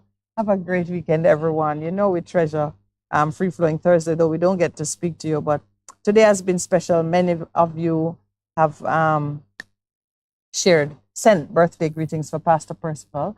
He will acknowledge you in a minute as we say goodbye. What is happening? Michelle Palmer. A certain Michelle Palmer has said, I do not have the authority to give permission. Maybe I would be fined for trying to give him a permit to carry the dangerous substance in the car. And here I remind her that the Road Traffic Act only have power on the road. Okay. So if she's in her house writing a permit. You know what we're saying? Maybe we should get a new look now. We should get a new parliamentarian just like Big truck. Yes. Big truck is nothing. Boy, No, Big man, truck. we're- Good we're- morning to you, Big truck. Oh, Big and truck. Earl Brown sent you happy birthday too. Please. I've been getting up and on WhatsApp. he gave us some. Oh, listen, man. Earl says, move over law in Ontario fines are $400 to $2,000. Yield to transit buses laws $167 to $340 plus court costs. There's a fine in Ontario if police and emergency vehicles are on the shoulder of the highway with lights flashing and the motorist does not change lanes. Yes, I can see those. It's a dynamite. Mm-hmm. Oh, like the dynamite is one of the dangerous goods. Okay. Yeah, things like that. The way how these Lawmakers devise the laws must also be studied to see if the implementations of such encourage corrupt practices in the mix. Of course. And that's the Brown's election time. Yeah, that is one of the things that we have to be mindful of. You're introducing new law, the whole sensitization. Much of the sensitization about the new Road Traffic Act, was about getting people to delinquent drivers to pay their tickets, but just the training that is necessary. Anyway, we shall see. I'm sure all driving schools are bringing things into their training manual, and maybe some of us need to go get refresher courses before we go out on the road. as they talk about that, what they should do with the gentleman who had the 284 tickets and with Cliff Hughes interviewing him, and he said, boy, that's a life going on. Me get a kid, me don't go drink a rum. Yeah, that's what he said. That's what he said. I said, That's okay. his response to stress. Just stress. I'm saying, oh no. But the point I'm making is that we should also, in this period of new traffic law, anybody whose license you suspend, they should go back For training. for retraining and Driver's ed. Yes. All right. Percy, you have the You have the talking stick. Boy, You finish the show. God is great. God is good. God has been good to me and to my family. Again, just thank you for allowing me this opportunity and the privilege of serving with you and with the producer. But big up to my mother and my siblings and my wife, my children. You are a blessing to me. And it is so good to have you in my life. Thank you very much. And that's it for It's a wrap. Have a great weekend, everyone.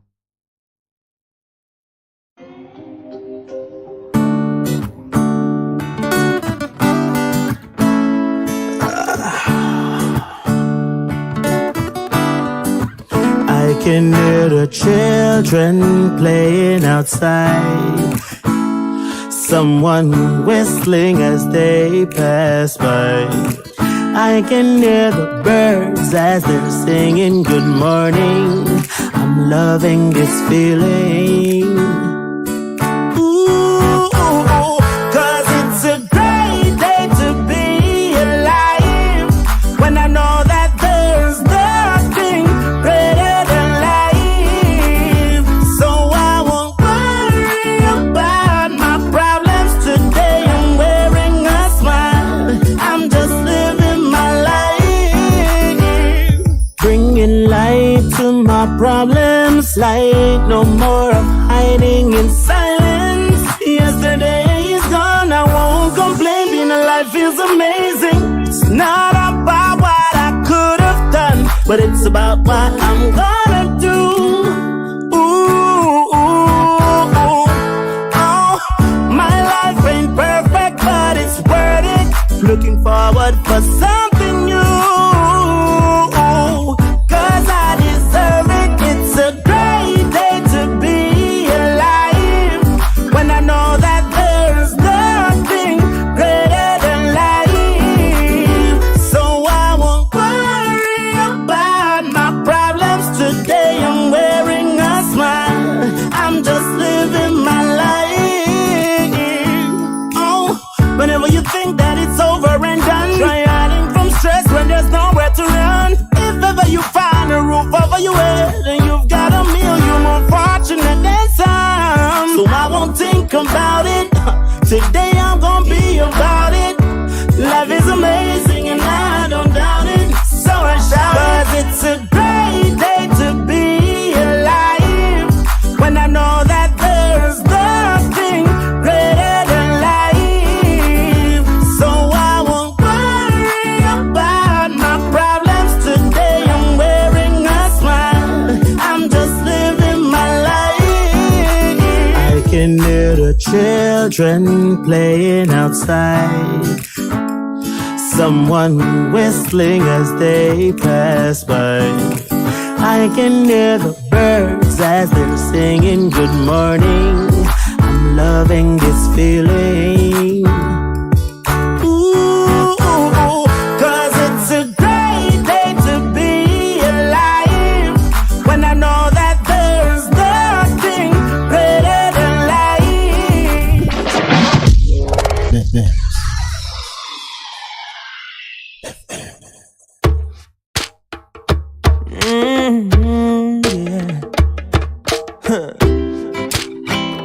Alex again. Hey,